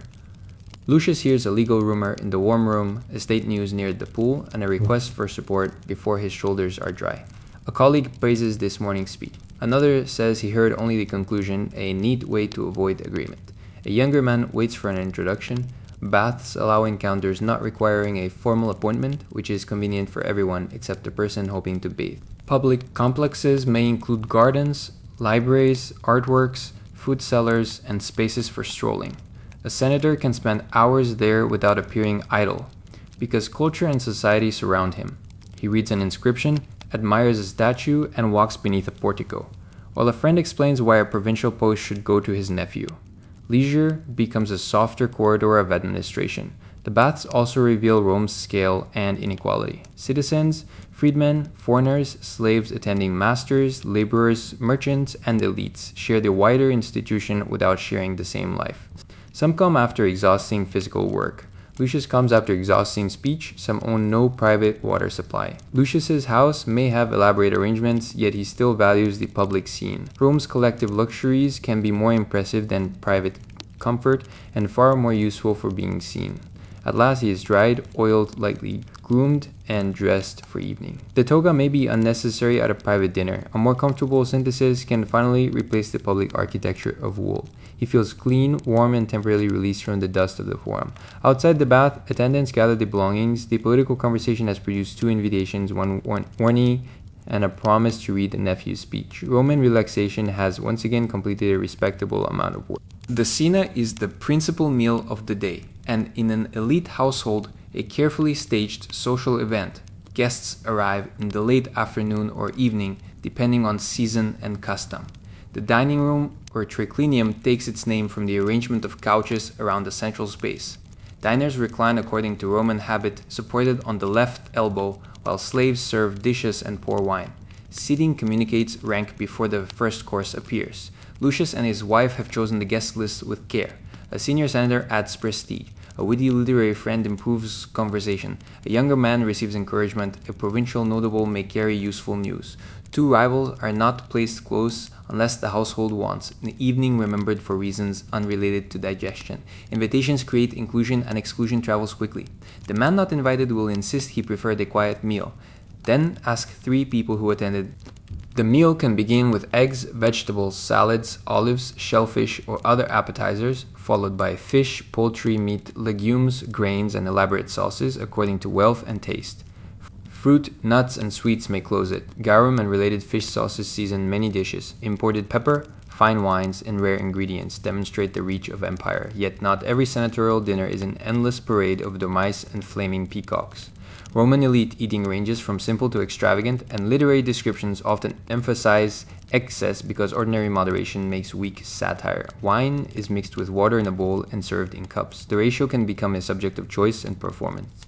Drinking unmixed wine carries associations of lack of control. A host wants generosity without disorder. Slaves monitor cups, clear dishes, wipe tables, and respond to gestures almost before they are made. The guests experience flow, the servants experience timing. Conversation opens with public matters and moves wherever company allows. Someone discusses a new book. Another repeats a courtroom line. Military news arrives from the Danube. A guest describes his villa. The emperor is praised with sincere precision. Absent men are assessed. Roman dinners produce the informal consensus that formal institutions later discover they possess. An alliance can begin beside a plate of figs and appear next week as a principled agreement in the Senate. Entertainment may include music, poetry, readings, or performers. A host can ask an author to present work, though guests may privately fear a very long book. Intellectual display is part of elite life. Lucius owns a library, quotes Greek, and wants his table associated with cultivation rather than mere appetite. A clever discussion about virtue can therefore occur while rare fish arrives on silver. Nobody considers the setting fatal to the argument. Dining hierarchy can become humiliating. Satirists describe patrons serving poorer clients inferior food and wine while reserving delicacies for favored guests. Even where dishes are equal, attention is not. One man receives direct conversation, another a nod, another no recognition beyond a place. Lucius tells himself that his table is more generous. Perhaps it is. The slaves serving it remain unable to leave when the philosophy becomes repetitive. His wife may dine with the group, as respectable Roman women commonly can in ways that distinguish Roman custom from some Greek traditions. She contributes to conversation, manages signals to household staff, and notices tensions before Lucius does. Her presence also represents the family's stability. A good political marriage is expected to produce partnership, heirs, hospitality, and the appearance that none requires effort, as lamps burn lower. Guests depart with farewells suited to rank. Some receive escorts through dark streets. Lucius remains in the dining room for a moment after the final voice fades.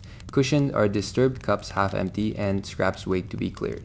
The grand meal has nourished bodies, reputations, obligations, and tomorrow's rumors. In the kitchen and service rooms, work continues. At the table, politics has ended politely, which means it will resume before dawn. Lucius's marriage is personal, legal, financial, and political at once. Elite Roman families consider ancestry, property, reputation, alliances, and fertility when arranging a suitable match. Affection may grow within the marriage and can be deeply felt. Surviving letters and inscriptions reveal tenderness as well as convention. But love does not erase strategy. A senatorial wedding joins households whose members have been studying one another long before the bride enters the groom's home. Roman marriage changes over the centuries and can take different legal forms.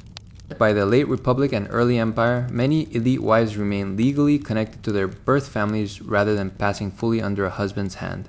They can own property, receive inheritances, and bring a dowry whose management carries rules and expectations. Divorce is possible and relatively straightforward in legal form, though socially consequential. Political shifts can rearrange marriages with a speed that leaves poetry struggling to keep up. Lucius's wife, whom we may call Aemilia, is not a senator because the office is closed to women, yet she belongs to the senatorial world. Her rank, behavior, family, and wealth affect the household's standing. She receives guests, maintains correspondence, supervises domestic administration, supports petitions, protects dependents, and advises relatives. Men may describe her influence as private even when it changes a public appointment. Childbearing carries danger. Infant mortality is high, and mothers face real risk in pregnancy and birth. A family may welcome several children and bury several. The emotional restraint found in some elite writing does not prove absence of grief. It may reflect convention, philosophy, or the effort to remain composed before losses that were common, but never ordinary to the person experiencing them. Every surviving heir carries hope weighted by memory. Sons are prepared for public life. Daughters are prepared for marriages that can connect powerful houses, though elite girls may also receive substantial education in literature, music, and household management. A daughter is not merely transferred like property, despite legal and strategic structures that can treat her interests harshly. She has preferences, loyalties, intelligence, and a future within another network. A wise father understands that a resentful daughter can communicate across Rome with excellent efficiency. The household includes extended relatives, widowed sisters, nephews in training, elderly parents, foster children, and freed dependents may move through its rooms. Adoption is an important Roman tool for continuity and alliance. An adult man can be adopted into another line, taking a new name and inheritance while preserving traces of his original identity. Emperors use adoption in succession, private families use it to secure heirs and connections. Biology matters, but Roman family is also legal architecture. Augustan marriage laws attempted to encourage marriage and childbearing among the elite and penalize certain unmarried or childless people. They also reinforced boundaries around rank. The state is interested in senatorial bedrooms because aristocratic reproduction is treated as a public resource. Lucius may speak grandly of restoring morals, while relatives search for compliant matches and legal exemptions. Policy enters the household wearing formal language and encounters human beings. At home, family life contains quieter scenes. A child recites badly and looks toward Aemilia for rescue. Lucius reads a letter from a son serving abroad. A daughter asks about a festival. The family worships at the household shrine, shares news, manages illness, and negotiates affection around rank. The great political alliance must still decide who sits beside a feverish child at night. When the house grows quiet after dinner, Lucius and Aemilia review the next day.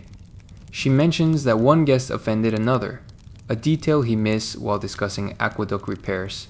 He tells her of a provincial appointment. Together they consider a nephew's prospects. Their marriage is not modern equality, and Roman law gives Lucius powers the household need not romanticize.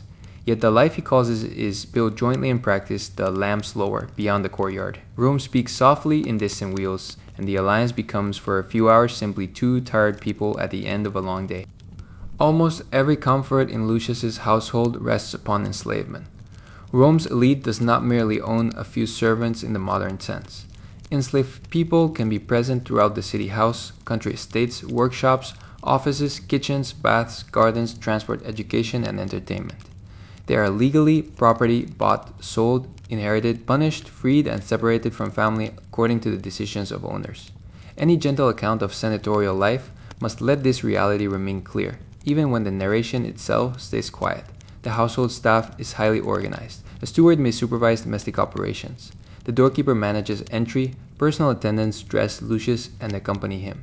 Secretaries take dictation in Latin or Greek. Accountants maintain records, tutors teach children, readers recite books, cooks direct kitchens, barbers, doctors, masseurs, lamp keepers, gardeners, cleaners, water carriers, litter bearers, seamstresses, and dining attendants perform specialized work. Skill can bring trust and better conditions, but skill does not create freedom. Some enslaved people were born in the household. Others arrived through war, piracy, exposure, trade, sale after death, or misfortune, or birth to enslaved mothers. They come from many regions and speak many languages. An educated Greek captive may tutor a Roman child who will one day govern Greek city. A person who knew freedom can be ordered about by someone younger and less learned. Rome's admiration for culture sits comfortably, for Rome beside ownership of the cultured person. Conditions vary enormously. A trusted secretary in the urban house may live with better food, clothing, and safety than a laborer on a remote estate. Neither controls the legal terms of life. Physical punishment, sexual exploitation, sale, and family separation remain possibilities even where an individual owner describes himself as humane. Ancient writers advise moderation for reasons that include efficiency, dignity, and moral self-image. The enslaved person experiences moderation as a condition that can disappear with the owner's mood or death. Lucius knows many household slaves by name and may feel affection, dependence, irritation, gratitude, and proprietary authority without seeing those feelings as contradictory. If a valued reader becomes ill, he may pay for treatment and worry sincerely. He may also refer to the same person in an inventory. Roman slavery trains owners to place human attachment inside ownership. The result can look kind in one moment and reveal its violence in the next. Resistance exists in forms large and small. Famous revolts haunt Roman memory, but household resistance is often quieter, slowing work, hiding objects, passing messages, running away, pretending not to understand, protecting family, saving money, negotiating through a favorite intermediary, or preserving a private identity beneath the name an owner uses. The elite writes most surviving texts, so the internal lives of enslaved people reach us in fragments. Silence in a record is not consent. It is evidence of whose words were preserved. Manumission offers a route to freedom for some. An owner may free a slave formally or informally during life or by will. Skilled urban slaves may accumulate a peculium, property managed with the owner's permission, and sometimes use it toward freedom. Hope of manumission can motivate service, but the hope itself strengthens control. Many will never receive it. Those freed become liberty, freedmen or freedwomen, carrying lasting obligations to former owners who become patrons. The household's calm night depends on continuing labor. A slave remains near the bedroom door, others clean dining rooms, secure entrances, bank fires, carry away waste, prepare lamps, and organize clothing for morning. The people who made dinner possible do not all finish when guests leave. Someone will rise before Lucius and be blamed if Lucius feels he was woken late. In the atrium, marble gleams beneath lamplight, painted gardens extend across walls, water lies still in the basin, the beauty is real. So is the coercion that maintains it. Lucius can think of himself as a dutiful senator, affectionate father, generous patron, and reasonable master. Roman society encourages all four identities. History asks us to notice the fig truth: his leisure and public service are purchased with lives that do not belong to themselves. Freedom after slavery does not erase the past. A freedman carries a legal and social relationship with the former owner who granted manumission. He may take part of the patron's name, owe services, show respect, and remain tied to the household network. His children, however, are born free and can move differently through Roman society. Across generations, manumission turns an enslaved outsider into the ancestor of free citizens, a transformation both powerful and carefully limited by rank. Lucius depends upon freedmen in business and administration. A capable former slave may manage estates, supervise accounts, arrange loans, oversee correspondence, negotiate purchases, or represent the family where senatorial dignity prefers not to appear directly, because senators face restriction on certain commercial activities. Agents and freed dependents can occupy the practical space between honorable land ownership and profitable enterprise. Everyone understands more than official language says. Trust makes these men influential. A freedman who has served Lucius since youth may know the household's finances, rivalries, illnesses, and mistakes. He can enter rooms closed to an unfamiliar noble. He may remind Lucius of a promise, refuse an impossible schedule, or recognize that a flattering visitor has unpaid debts across 3 districts. Socially, he remains below freeborn elites. Practically, he can be the hinge on which their day turns. Rome often mocks rich freedmen. Satire presents them as vulgar, overdressed, boastful, and uncertain how to use new wealth. The mockery protects hierarchy. A man who became wealthy through trade exposes an uncomfortable fact: money can be acquired without old ancestry, and competence can flourish outside the senatorial order. Lucius may smile at jokes about freedmen while allowing one to correct the estate account he failed to understand. Imperial freedmen can become especially powerful by controlling access, correspondence, finances, and petitions around the emperor. Under earlier 1st century rulers, some held extraordinary influence and attracted senatorial resentment. The outrage was not only about abuse, it was about status. A former slave could direct business affecting men whose families claimed centuries of honor. The emperor's household created its own ladder beside the senatorial staircase, and sometimes the ladders crossed at an uncomfortable height. Freedwomen also build lives through craft, trade, household service, property, and family. Inscriptions preserve their names more often than elite literature pauses to consider them. A former enslaved woman may marry another freed person, work beside him, raise freeborn children, honor a patron, and commission a tomb that announces respectability. The stone offers a compact claim: I existed, I belonged to this household, I formed my own, and I prepared to be remembered. Patronal obligations can last. A freedman attends Lucius's morning reception, performs agreed services, and seeks help in disputes. Lucius may support his children's education or business. The connection can contain loyalty and real affection. It also preserves the asymmetry of origin. The former master remains patron, and gratitude is expected to renew itself. Secretaries deserve particular notice because they shape the words attributed to powerful men. One takes shorthand, another copies, a third translates, and a fourth maintains the archive. They smooth grammar, recover references, and recognize contradictions. If Lucius dictates that a reply should be firm but warm, the secretary must solve the problem in actual sentences. A famous senator's style may therefore contain the disciplined invisibility of several other minds. Late at night, Lucius's senior freedman reviews tomorrow's list. He knows which client exaggerates, which cousin must not be seated beside which governor, and which estate manager has hidden bad news beneath excellent handwriting. He extinguishes one lamp and and leaves another for the copyist. Rome will praise Lucius in public for command of many affairs. The freedman's quiet achievement is ensuring that the affairs are ready to be commanded. Although senatorial life draws Lucius repeatedly to the capital, much of his wealth lies beyond it. Estates spread across landscapes he knows unevenly. One is close enough for regular visits, another may be reached only after days of travel. Provincial holdings can be known mainly through letters and annual figures. The ideal Roman gentleman speaks of land with affectionate expertise. The practical Roman gentleman hires people who actually know when to prune the vines. A villa is both agricultural center and retreat. The working estate includes storage rooms, presses, barns, quarters, workshops, yards, water systems, and fields. The residential side can offer dining rooms positioned for views, shaded porticos, baths, gardens, libraries, guest rooms, mosaics, and painted walls. Elite architecture turns weather into a choice. A sunny winter room, a cool summer terrace, a sheltered walk for rain. Nature's admired after servants have made it convenient. Lucius visits during a senatorial recess or between duties. The traveling household moves with baggage attendants, documents, food, clothing, and social expectation. Roads make the journey easier, but dust remains democratic. At inns, a senator with advanced arrangements avoids the worst rooms. Couriers go ahead. Local officials may prepare a greeting. A private escape can become a small public arrival. The steward presents accounts, grain yields, wine production, livestock, tool replacement, tenant arrears, slave illnesses, building repairs, and market prices require review. Lucius asks informed questions. The steward answers with patient detail and may guide the conversation away from a decision already made without permission. Absentee ownership creates a theater in which the manager must show control and the owner must show oversight. Both know which one will still be there next week. Tenants complicate the picture. Free families rent plots or work under share arrangements. Their fortunes rise and fall with harvests, health, rents, and local power. A larger owner can offer protection in disputes, emergency grain, or temporary relief. He can also increase pressure, evict, or absorb land. Patronage in the countryside resembles the city version, but risks closer to food.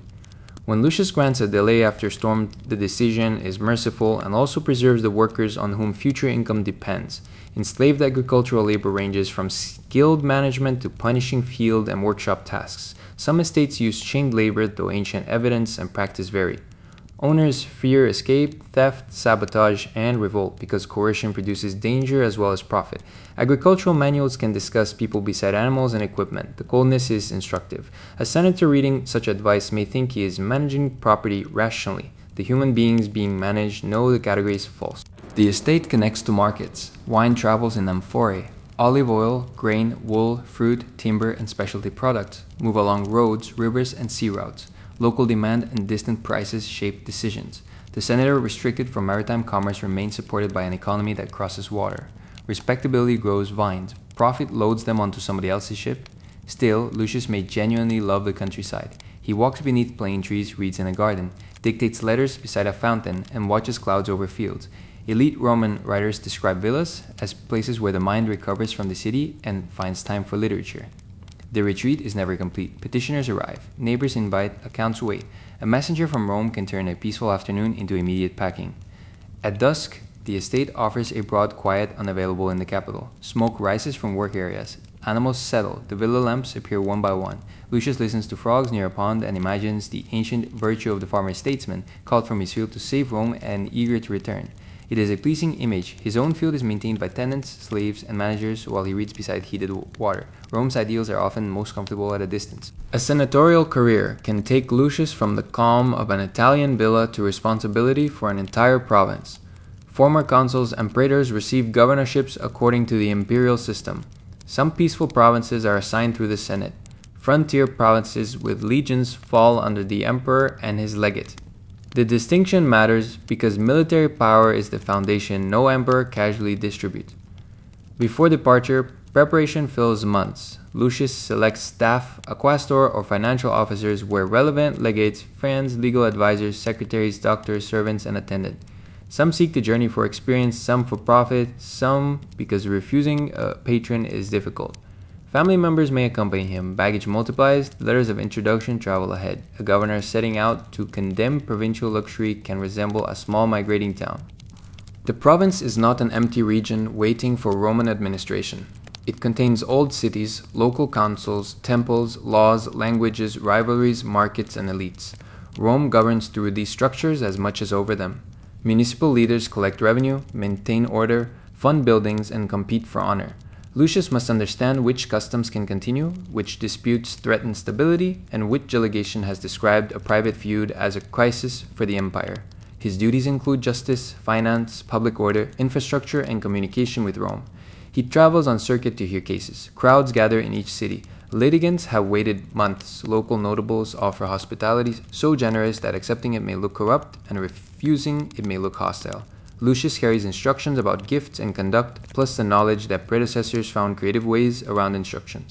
Language requires mediation. In the Greek East, educated Romans often speak Greek, but official nuance still relies on translators and bilingual staff. Elsewhere, Latin may share space with regional languages. A governor's decree is heard through voices not his own, meaning can narrow, soften, or harden in translation. Empire speaks many languages, while monuments prefer to pretend that authority has one. Taxation is a central anxiety. Provinces owe revenue, and systems vary. Assessments, collection arrangements, exemptions, and arrears produce endless friction. Roman governors are expected to prevent abuse, but may depend on wealthy local collectors and agents. A drought does not remove the treasury's expectation automatically. Lucius must decide when relief is justified and how to explain it to officials who see the province as a column of numbers. Public building requests arrive constantly. A city wants a new theater, aqueduct, temple, or bath. Another has started one and exhausted the money halfway through, leaving a majestic foundation and a civic argument. The correspondence of Pliny as governor in Bithynia shows an official asking Trajan about finances, associations, fires, citizenship, and construction. Lucius likewise discovers that imperial government often consists of deciding whether a town needs better drains before it receives a more impressive gate. The danger of extortion follows every choice. Governors historically enriched themselves through illegal demands, rigged contracts, confiscation, and pressure. Laws against provincial abuse exist because abuse exists. Lucius's staff may see the appointment as a financial opportunity even if he does not. He must control companions whose misconduct will later be attached to his name. A gift of silver presented as gratitude can become evidence when political winds change. When the term ends, provincial delegations may praise him, accuse him, or do both in different rooms. Lucius returns to Rome with experience and perhaps greater wealth, though the source must remain respectable. In the Senate, he now speaks about provincial matters with new patience. He remembers roads washed out, translators searching for exact terms, city councils arguing over pipes, and petitioners waiting in heat. The empire has become less abstract. It is still unequal, still extractive, and still held together by countless local decisions. At night on the voyage home, the ship moves beneath quiet stars, carrying one governor back toward judgment. During the Republic, elections can fill Rome with open competition. Candidates put on specially whitened togas, greet voters by name, seek endorsements, make promises, and rely on friends, family, clients, and organized support. Money flows legally and illegally through games, hospitality, loans, gifts, and direct bribery despite repeated laws against corruption. A Roman election is a civic ritual with enough private arrangement to keep every moralist employed. Under the empire, popular assemblies lose much of their electoral power, and senatorial or imperial processes determine high office. Yet the culture of candidacy does not disappear. Men still seek recommendation, cultivate reputation, visit patrons, and assemble support. Lucius may not address the whole voting population as an ancestor did, but he still campaigns through rooms where decisive men sit. The streets grow quieter while the letters multiply. A young relative seeking the quaestorship comes to him for help. Lucius reviews the man's service, education, family, and debts. Ability matters. So does whether the candidate's father supported Lucius 10 years earlier. Roman patronage has an excellent memory for favors and a flexible memory for their original size. Lucius writes to colleagues, mentions the young man at dinner, and arranges an introduction to someone near the emperor. Imperial recommendation can settle the matter. Emperors present or commend candidates, turning election into confirmation without eliminating ceremony. A prudent candidate expresses gratitude before the honor and surprise after receiving what months of lobbying sought. Everyone participates in the fiction of unforced merit. Because the fiction protects dignity, campaigning requires visibility, attendance at public events, speeches in court, military service, generosity to communities, family funerals, and priestly roles all build a public profile. A single spectacular action cannot replace years of being present where powerful people expect you. Lucius teaches the younger man that reputation is formed by repeated small encounters. Remember names, answer letters, arrive on time. Do not become famous for a kind of entertainment that mothers mention when discussing their daughters. Bribery laws hover over ambition. The line between generosity and purchase can be remarkably philosophical. Funding games benefits the people. Distributing money encourages loyalty. Paying agents organizes enthusiasm. Directly buying votes is condemned, especially when performed by someone whose enemies can prove it. Roman elites denounce corruption while designing careers that require fortunes. The system turns wealth into qualification, then expresses concern when wealth influences results. Defeat is public. A failed candidate does not simply receive a private message. His supporters know, rivals know, household knows, creditors know, and future matchmakers know. He must appear dignified, congratulate the successful man, and begin explaining that he never desired an office obtained by such methods. Lucius has both won and lost enough to recognize this speed. Success brings immediate expense and obligation. A new magistrate needs staff, clothing, sacrifices, appearances, and perhaps games. Friends who help now expect access. The office lasts a year or less. The debts can last longer. Ambition climbs by spending. The very fortune rank requires a senator to preserve. A talented man without vast resources must find patrons. Patronage then acquires a claim on his independence. On the evening before appointments are announced, Rome's elite sleeps unevenly. Messages cross the city. Men calculate lists. Wives review alliances more accurately than husbands admit. Lucius sits with the candidate in a quiet garden and tells him that the outcome must be received calmly. This advice is easy because Lucius's own name is not on the list. Water moves in the fountain. Tomorrow the young man may begin his path through office. Tonight he is only waiting, which may be the most honest moment in a Roman political career. At the theater, circus, or amphitheater, Rome arranges society in visible rows. Senators receive privileged seating close to the action, separated from lower orders by law and custom. The place is an honor, a comfort, and a public examination. Tens of thousands can see who attends, who sits nearby, who applauds, who leaves early, and who appears insufficiently delighted by an event associated with the emperor. The Circus Maximus holds chariot races on a scale difficult to convey. Factions inspire fierce loyalty. Colors matter, drivers become celebrities, horses are known and discussed, the crowd moves as one sound when chariots turn. Lucius may maintain dignified interest, though a favorite team can loosen senatorial restraint. The man who spoke calmly about provincial finance in the morning may now believe a wheel touched the marker because civilization has entered decline. At the theater, comedies, tragedies, pantomime, and other performances offer culture and controversy. Actors occupy an ambiguous status, admired and socially disdained. Pantomime stars can inspire intense devotion and political disorder. The emperor may regulate performers or factions when enthusiasm grows dangerous. Public entertainment is never only escape. It gathers the city into a mood that authority watches carefully. The amphitheater presents gladiatorial combats, animal hunts, executions, and spectacle. A calm sleep script need not describe injury closely, but it should not disguise the institution. Human beings, many enslaved or condemned, are trained and placed at risk for public entertainment. Though some gladiators volunteer and successful fighters can gain fame or freedom, elite generosity funds suffering and calls it a gift to the people. Lucius's good seat rests near this moral contradiction. Senators sponsor games while holding certain social distance from performers. An aedile or magistrate can gain popularity by offering a memorable program. Cost escalates as rivals compete. Exotic animals advertise imperial reach. Decorations and distributions advertise the sponsor. A poorly received show can damage a career. An excellent one consumes wealth but purchases memory. The crowd is not politically sovereign under the empire. Yet its approval still matters because rulers prefer noise that sounds like loyalty. The emperor's arrival changes the atmosphere. Acclamations rise, people present petitions or shout requests. The ruler observes the crowd, and the crowd observes his reactions. Mercy shown to a fighter, generosity with prizes, endurance through a long program, and informal gestures become parts of imperial image. Senators watch too. Public entertainment brings monarchy into direct contact with mass opinion, while the elite sits arranged between food sellers, attendants, guards, animal handlers, stage workers, musicians, cleaners, builders, and countless laborers make spectacle possible. The finished arena appears as sudden excitement.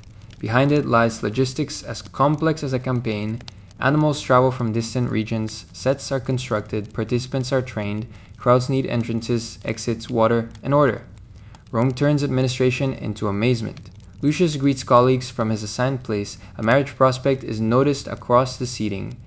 A rival's empty seat invites speculation. Clients farther away may look toward him. Social distance becomes architecture. The senator cannot hide among the crowd even if he wants to enjoy the race privately. Rank has placed him close to the center and removed the freedom to disappear. When the program ends, thousands leave at once through carefully designed passages. Noise pours into streets. Lucius waits briefly to avoid the densest movement, thus floats in late sunlight. The arena empties, but impressions remain. The emperor's expression, the winning color, the sponsor's expense, the crowd's demand. Rome has entertained itself and taken attendance. The senator returns home having performed the civic duty of being seen watching. Religion accompanies Lucius from the household shrine to the Senate door. Roman public life assumes that the community must maintain right relations with the gods through inherited rights. This is not a private hobby practiced after politics. Magistrates sacrifice, priests interpret, calendars regulate, vows bind, and prodigies concern the state.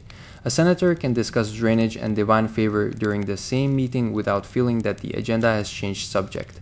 At home, the household honors the lyres, protective spirits associated with place and family, and other domestic powers.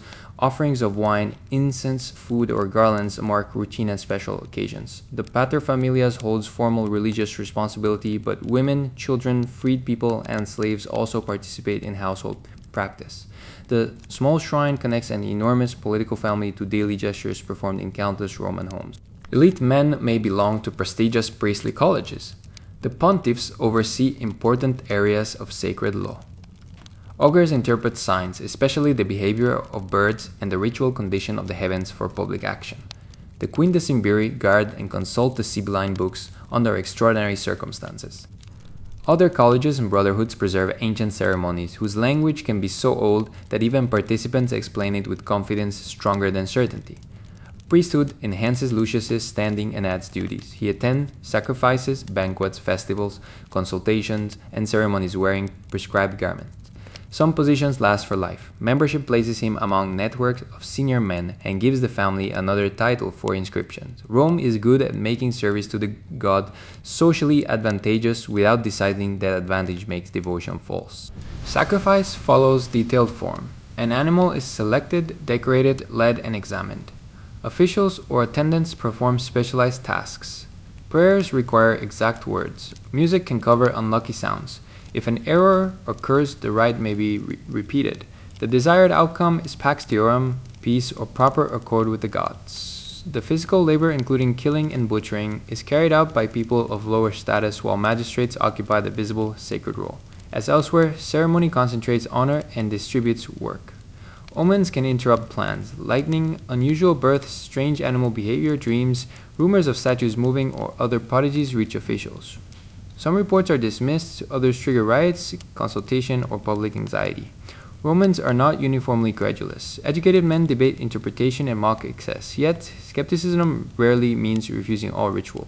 When the state has followed a practice for centuries, Lucius may consider it both pious and politically unwise to discover disbelief on the morning of a major vote. The emperor is part of religious life. Temples, priests, vows, festivals, and sacrifices honor imperial power in forms that differ across regions and reigns. The living emperor may be treated with divine honors more readily in some provincial traditions, while Rome maintains careful distinctions that evolve over time. Deceased emperors can be officially deified. The Senate participates in this judgment, confirming that a ruler has joined the gods or, in less fortunate memory, declining to improve his afterlife. Foreign cults and imported deities are woven into the capital. Isis attracts worshippers. Cybele has an established public cult. Jewish communities maintain ancestral practice, and Christians around Lucius's time form a small but increasingly noticed movement. Roman authorities often tolerate religious diversity when groups respect public order and state obligation. Trouble begins when officials interpret a practice as secretive, disloyal, socially disruptive, or unwilling to perform expected sacrifice. Lucius's own belief may contain tradition, philosophy, family loyalty, fear, gratitude, and habit. He does not need a single modern statement of faith. Before a journey, he makes a vow. After safe return, he fulfills it at a grave. He honors the dead. In the Senate, he accepts auspices. At dinner, he discusses whether divine providence governs the universe. Roman religion is lived through acts as much as doctrines. One evening, he stands before the household shrine while the outer rooms grow dark. A small flame catches. Wine is poured, names of family powers are spoken. The ritual is modest compared with a temple sacrifice, but it gathers the household around continuity. Lucius has spent the day managing change, appointments, lawsuits, weather, markets, ambition. Here he repeats gestures made by parents and grandparents. The gods receive their share. The lamp steadies. For a moment, Rome's vast uncertainty fits within a quiet niche on the wall. A senator's reputation is built slowly and can be damaged before he hears the story.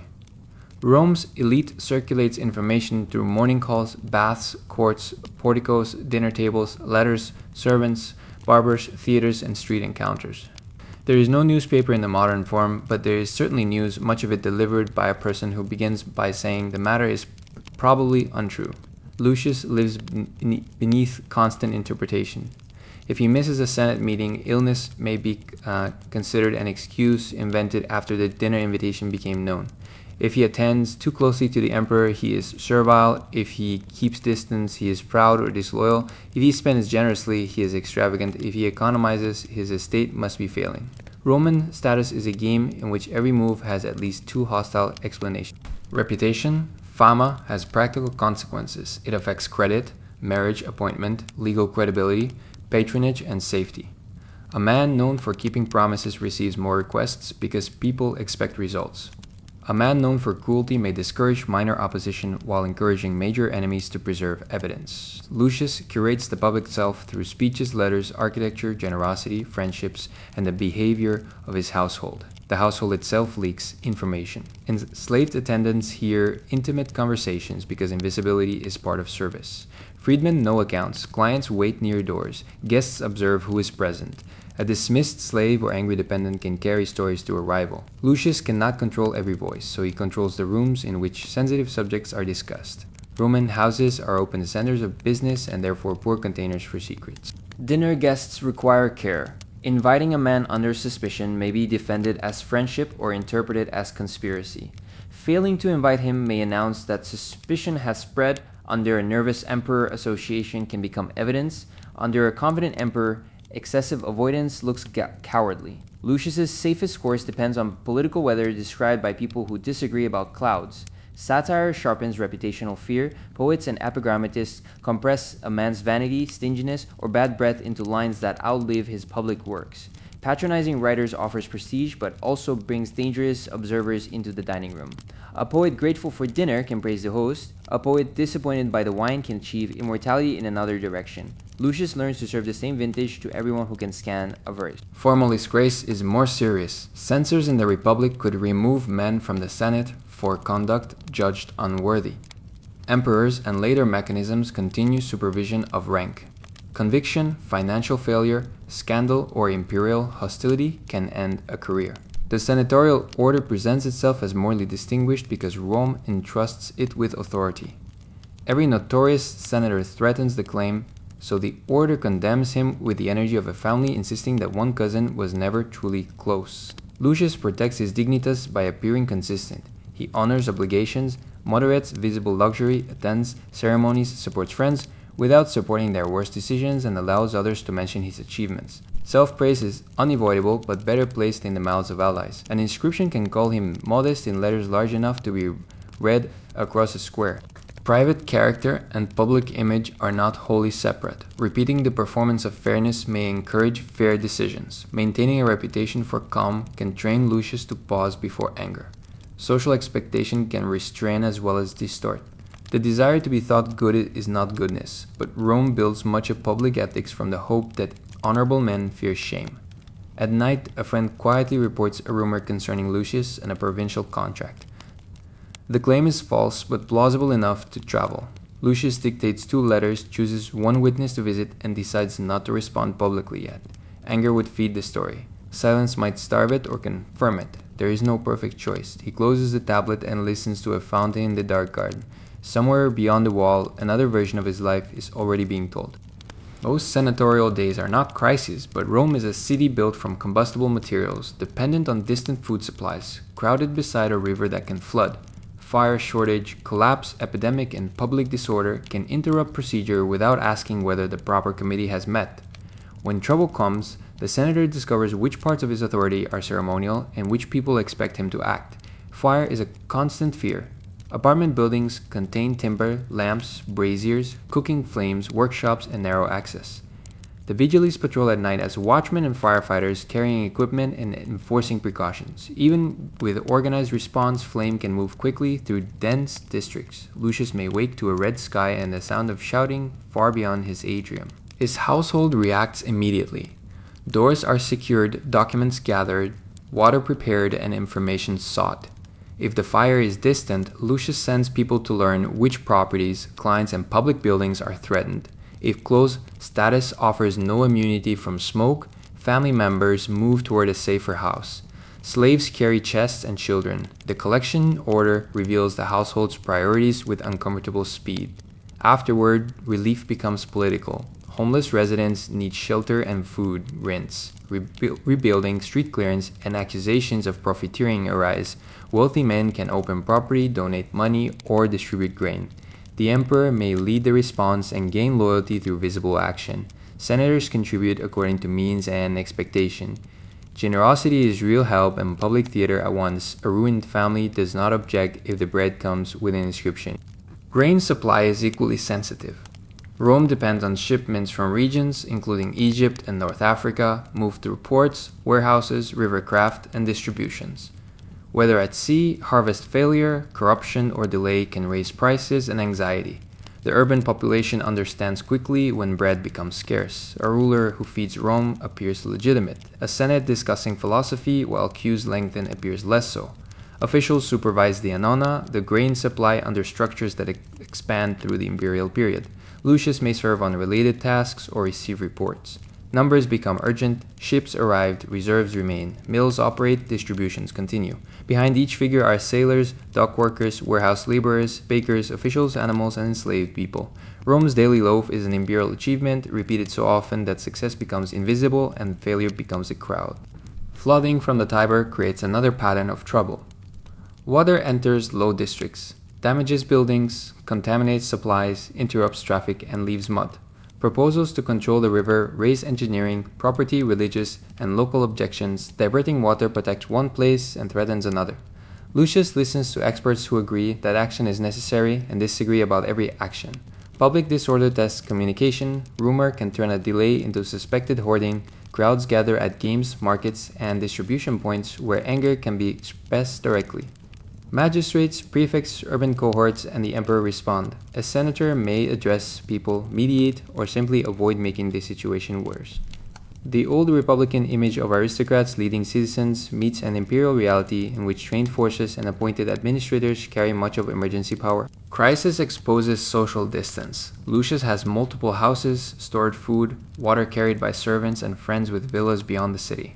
A poor apartment dweller may lose home, tools, documents, and family shelter in one night. Elite donations cannot make the starting positions equal. They can, however, determine whether people eat tomorrow. Roman hierarchy becomes most visible when it attempts mercy. Several weeks after a fire, Lucius walks through a damaged street. Charred beams have been removed. Shops reopen beneath temporary coverings. Builders measure walls. A client thanks him for help securing space in a warehouse. The city is healing through labor performed by people whose names no decree records. Lucius returns to the Senate with soot still caught in a paving crack behind him. Rome looks eternal from a distance because it is repaired every morning. Lucius belongs to an elite that treats literature as both pleasure and credential. A senator should know the great Latin and Greek authors, recognize historical examples, quote poetry, without appearing to search for it, and form an opinion about a new work before the author asks directly. Books soften a villa afternoon, strengthen a speech, decorate a house, and create one more field in which ambitious men can compete politely. Books are copied by hand onto papyrus rolls or increasingly into codex forms that gather leaves between covers. A library represents considerable labor. Scribes copy each text, correct errors, label rolls, repair damage, and organize shelves. One manuscript may descend through several copies, each carrying small changes. Lucius's elegant edition of a Greek history exists because someone spent long hours making letters consistent in lamplight. The household library is designed for use and display. Shelves or cupboards hold rolls identified by tags. Portraits of authors may look down from walls. Reading desks, couches, and good light create an atmosphere of disciplined leisure. A visitor notices which books appear prominently. Owning obscure philosophy suggests depth. Owning several copies of one's own speeches suggests something else, though Lucius can explain they were gifts. Reading is often vocal. An enslaved reader may perform a text while Lucius walks, bathes, dines, or rests. Silent reading is possible, but ancient literary culture values the sound of language. Rhythm, balance, and tone reveal themselves to the ear. A speech meant for delivery is tested aloud. Poetry lives in breath. The reader's sealed voice becomes the medium through which the owner acquires culture. Authors circulate drafts among friends. Lucius receives a book from a colleague and responds with praise precise enough to prove he opened it. Honest criticism requires tact. The author says he wants every fault identified and then discovers that one adjective would be enough. Lucius recommends shortening a passage while adding that its richness makes shortening nearly impossible. Roman friendship produces many durable sentences from this kind of diplomatic labor. Public recitations turn literature into a social event. An author invites an audience to hear poem, history, or speech. Guests arrive, take seats, and display attention. Some listen closely, some whisper, some calculate the earliest decent moment to leave. Pliny complains about people who fail to attend or behave poorly at recitations, reminding us that cultivated Rome can experience the same problem as every room where a friend says the reading will be brief. Patronage supports writers. Wealthy men provide gifts, introductions, dinners, housing, or recommendation. In return, literature can praise patrons and preserve names. Dependence complicates honesty. A poet may celebrate the senator's modesty in a work funded by the senator's generous modesty. Satire may attack the system while seeking a better place within it. Public libraries established by emperors and benefactors place Greek and Latin collections within monumental spaces. They enhance the city, honor donors, and make literature part of imperial culture. Access is broader than one private household, though literacy, leisure, and social confidence still shape who uses it. Rome displays books beside temples and porticos as trophies of civilization. Writing history appeals especially to senators because they consider their class the natural keeper of public memory.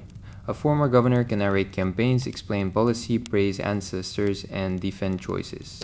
Imperial danger remains. The history of recent reigns may be safer when everyone described has died, though their descendants may still dine nearby. Lucius keeps notes, then decides the current chapter requires several more years of research. Philosophy offers companionship in private reading. Seneca, Epictetus, and other thinkers ask what freedom means, what belongs to us, how fortune should be faced, and why status cannot protect the mind from desire.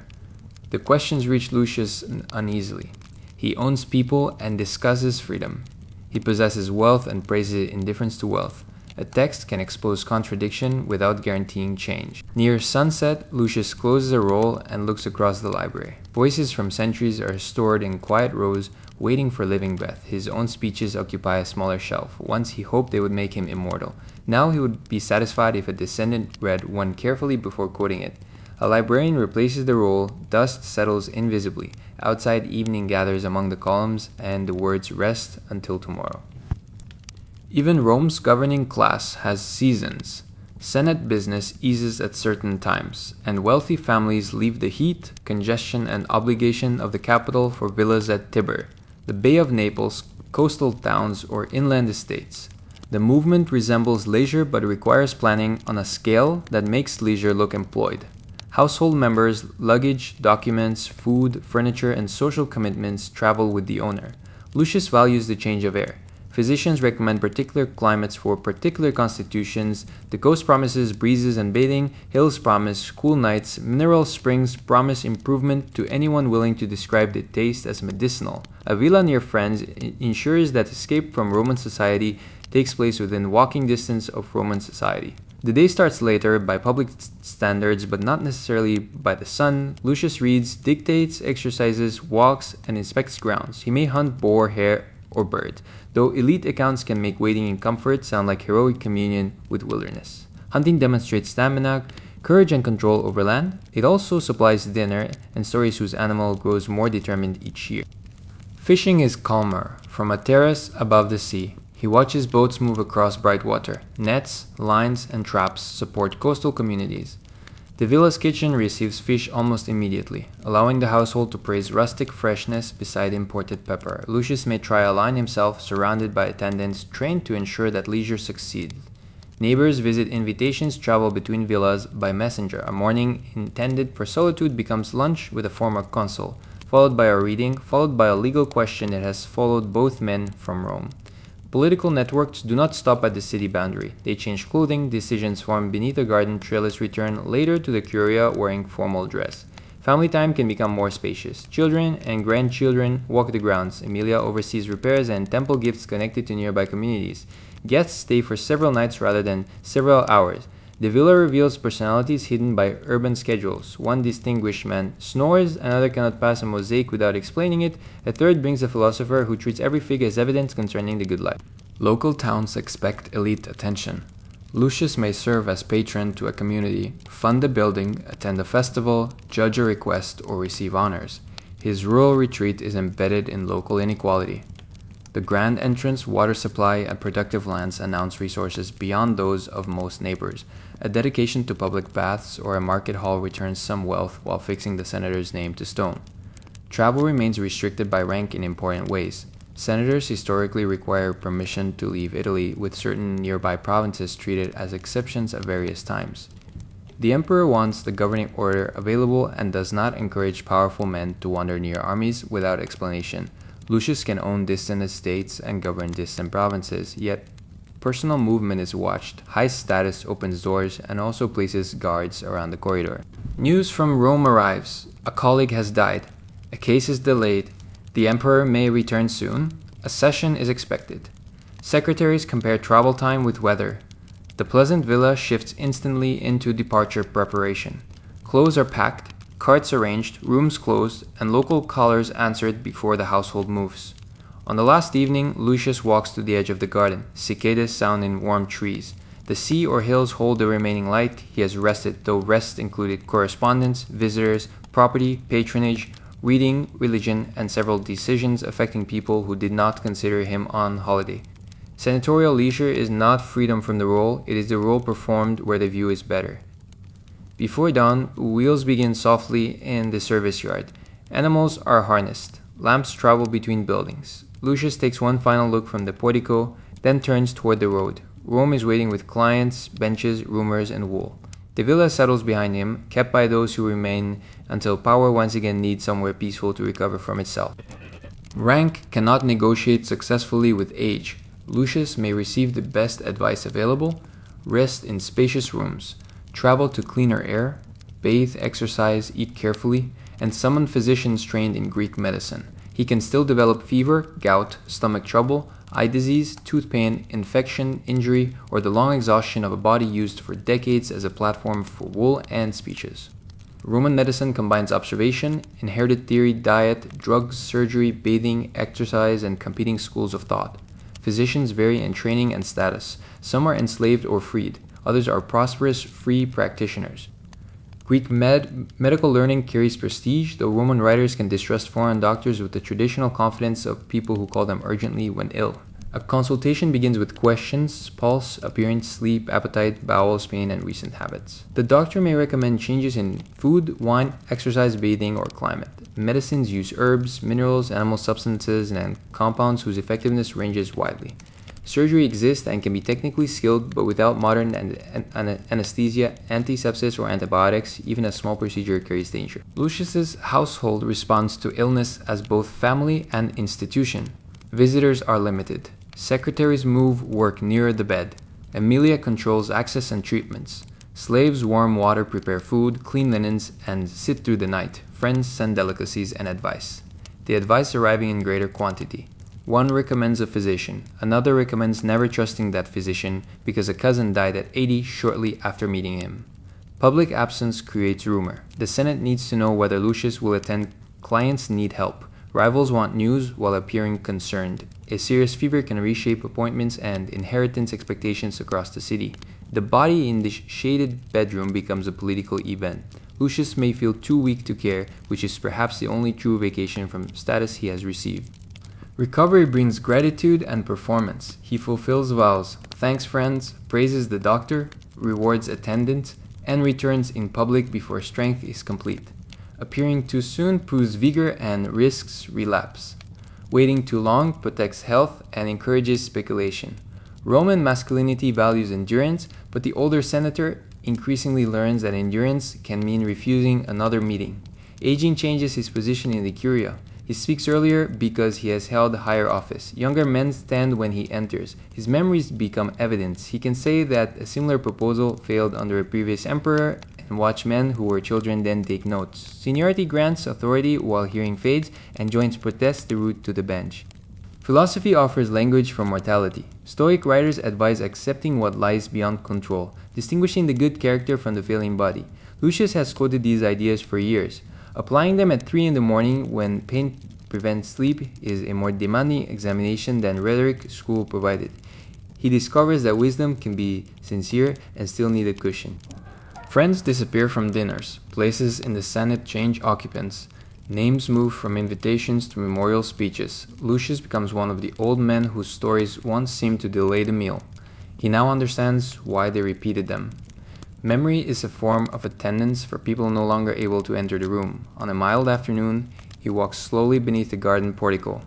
An attendant stays near without making assistance obvious. Sunlight warms the columns. A grandchild recites a line Lucius taught his own son. The senator's career has been measured by offices, but age measures it by voices continuing after his breath grows short. He rests on a bench. For today, no messenger is urgent enough to disturb the quiet. When Lucius dies, his household becomes a place of grief and procedure. The body is prepared according to family means and custom. Relatives gather, legal documents are opened, messages go out. Clients, freedmen, colleagues, independents learn that the network has lost its center. Some mourn the man, some fear for their position. Many do both. The will matters immediately. Property is divided, guardians named, gifts assigned, slaves perhaps freed, and obligations transmitted.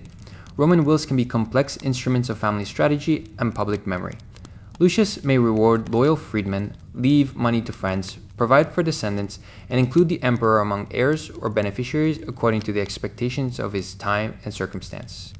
A disputed phrase can support advocates for years. An elite funeral moves through public space. The scale varies by era and family, but aristocratic tradition makes death a civic performance. The procession includes mourners, musicians, attendants, and displays of ancestry. In the Republic, actors wearing ancestral masks could represent the family's great men, visually gathering generations around the deceased. By Lucius's imperial age, practices have evolved, yet the connection between funeral, rank, and family achievement remains strong. A funeral speech praises lineage, offices, virtues, military service, generosity, and devotion. Failures are handled through the ancient technique of not placing them in the speech. The audience hears an ideal senator assembled from selected facts. This is not necessarily cynical. Grief seeks pattern, and public memory asks what a life meant. The danger lies in confusing the polished pattern with the whole person.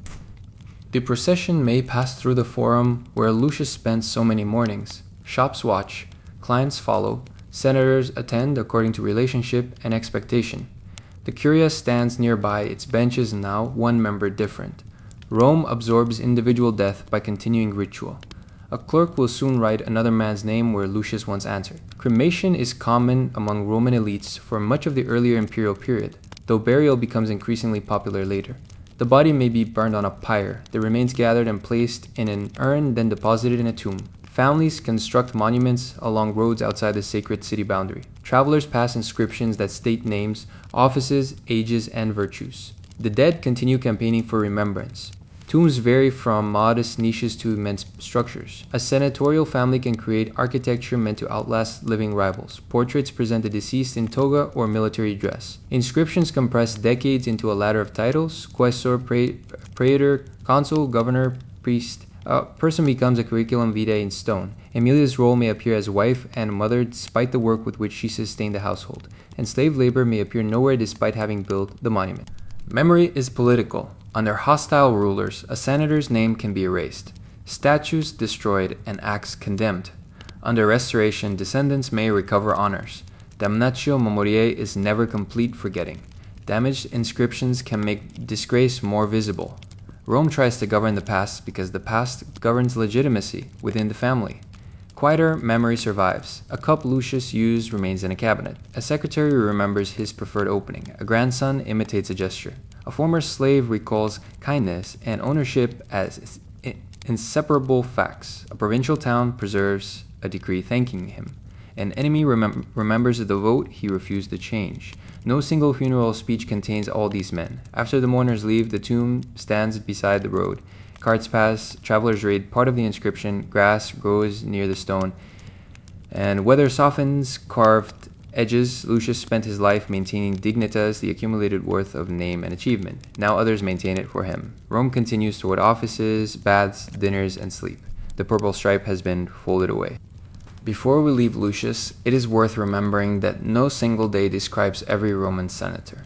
The Senate survives for more than 1,000 years in changing forms, from the council of an early city to the aristocratic body of a Mediterranean republic, then onward beneath emperors, crises, Christian rulers, and a second Senate at Constantinople. The title remains while the world around it repeatedly changes. An early republican senator would recognize family competition, land, patronage, religion, and the authority of age. He would not recognize the vast imperial administration of Lucius's day.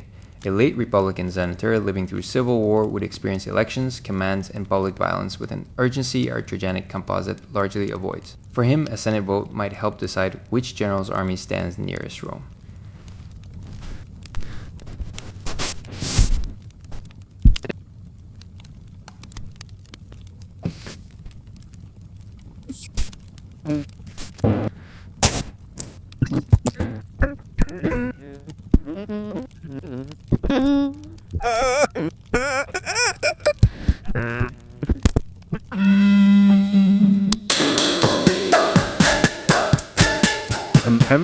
Lucius lives during a comparatively stable principate. He retains great prestige, governs provinces, commands legions when trusted, judges cases, and advises the ruler. Yet he does not possess the collective freedom claimed by republican ancestors. The emperor can promote, enrich, exile, or destroy. A good reign makes hierarchy comfortable. A bad reign reveals how little protection ancient titles provide against concentrated power. Centuries later, the senatorial order grows broader and develops new grades. Enormous landowners, imperial officials, and Christian aristocrats inhabit a transformed state. Togas change, court ceremony expands, and Constantinople creates another center of senatorial life. Men called senators may share Lucius's concern for rank while conducting careers he would struggle to understand. Institutions survive partly by allowing old words to house new arrangements. The Curia itself endures. Fires and restorations alter it. In late antiquity, the building continues serving the Senate. Later, it becomes a church, a transformation that helps preserve its structure. The chamber where pagan sacrifices once framed public business survives into a Christian city and then into the modern archaeological landscape. Stone outlives the certainty of everyone who speaks inside it. If Lucius could return, he might first notice absences. The colleagues are gone, the statues have moved, the colored marbles are changed or worn, the forum's noise has fallen away. He might then notice proportions, the doorway, the walls, the ordered space in which rank became debate. Memory would place benches and voices back into the quiet room. Modern visitors see a preserved monument and may imagine senators speaking continuously about conquest and destiny. Lucius would remember smaller matters too, a delayed embassy, a tedious inheritance case, an excellent phrase nobody heard, a day when rain kept several older men home, and the colleague who always cleared his throat before disagreeing. History keeps peaks. Life crosses the long ground between them. That is why the ordinary details matter. The toga's weight, the client's weight, the secretary's ink, the bath's furnace, the steward's figures, and the lamp beside the sickbed return body and labor to the title. Senator was not a marble species. It was a changing human role supported by wealth, family, law, coercion, memory, and performance. The imagined seat is empty now. Another man will occupy it in the next decade, another family in the next century, another kind of official in a later empire.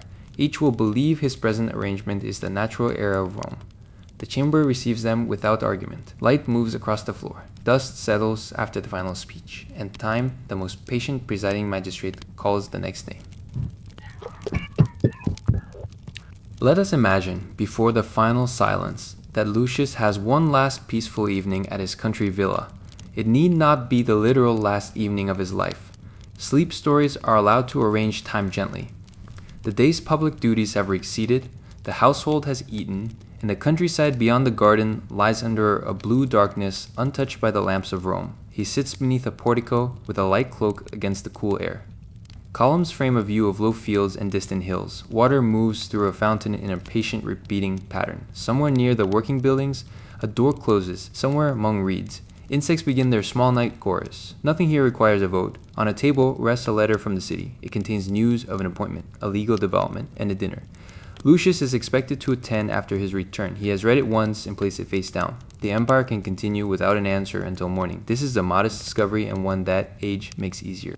His life has been extraordinarily privileged. He was born into wealth, educated by people whose own freedom was limited, carried through streets by other bodies, fed by distant labor, and heard before men with no access to the chamber.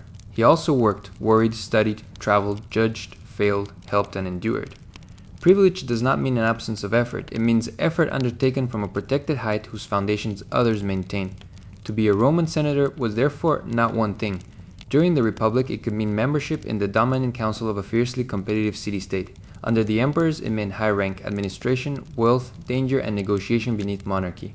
Across both worlds, it meant living publicly. Clothing, house, marriage, friends, voice, fortune, and even funeral became parts of office. The marble image hides the early waking, the sliding toga, the endless greetings, the waiting petitioners, the uncertain harvest, the careful praise, the warm Senate bench, and the secretary still copying after dinner. History often preserves the decree. Life was everything surrounding it. Lucius looks toward the dark line of the road. Couriers use it today and will use it tomorrow. Grain carts, soldiers, tenants, officials, actors, pilgrims, enslaved workers, merchants, and children move through the same empire for very different reasons. From his portico, Roman order seems calm. On the road, it is made of feet. The household behind him settles slowly. Lamps are checked. Accounts are stored. Emilius speaks with an attendant in a distant room. The senior freedman places tomorrow's letters in order but leaves the first hour empty. An enslaved boy carries a final pitcher of water, careful not to let the cup strike the tray. Every quiet sound belongs to someone awake. Perhaps Lucius pauses beside the household shrine. The garland has begun to dry, and a faint trace of incense remains in the air. He thinks of the name that made his own name possible. Parents, teachers, rivals, commanders, servants, clients, friends, and family. Roman memory prefers a straight line of distinguished men. A lived life is a woven thing, crossing rank and law in directions no inscription can fully display. He has spent decades trying to appear certainty, reassures a client, steadies a soldier, persuades a court, and makes a speech easier to follow. Yet many of his most important decisions were made without enough information. The harvest might fail, the emperor might change his mind, a witness might lie, a child might recover or not. Power did not remove uncertainty, it merely required Lucius to give uncertainty an official answer. Tonight there is no need for one. The weather can remain weather, the fountain can continue without interpretation. An owl beyond the wall is only an owl, unless an augur is called in the morning and finds a public reason to disagree. Lucius smiles at the thought, or perhaps he is simply tired. Even Roman seriousness leaves room for a small private joke. From the workers' quarters comes no sound that reaches the portico. Some people sleep, others keep watch, tend a sick animal, prepare bread, or finish a task delayed by the household's needs. The night is part of the same landscape and not the same experience. The villa is peaceful because duty has been distributed outward from the man allowed to rest at its center. Soon, a pale line will return above the fields. The estate will wake, messages will be opened, and names will be spoken. But the story can stop before that repetition. We have followed rank far enough to see the person inside it and the many people around it. No new office waits in the dark, only the ordinary human need for sleep. Lucius rises and walks toward his room. He passes a painted wall where an imaginary garden remains permanently in bloom. Real leaves move beyond the columns and release the faint scent of night. The difference between painted nature and living nature does not trouble him, both are beautiful. One requires plaster, the other requires rain. In the bedroom, the bed has been prepared. The lamp flame is low. He removes the ring that marked rank, and for a few hours his hand becomes only a hand. The broad striped tunic is folded. The toga waits elsewhere, arranged for a future morning that his story no longer needs to follow. You can let the names and offices fade now. There is no quaestorship to remember, no decree to finish, no client waiting beyond your own door. The Curia is empty. The forum cools beneath the moon, water rests in the atrium basin holding a small square of night, and while the roads of Rome continue softly in the distance, you may remain exactly where you are. The senator's day is complete. The lamps are going out, one by one, nothing more is required tonight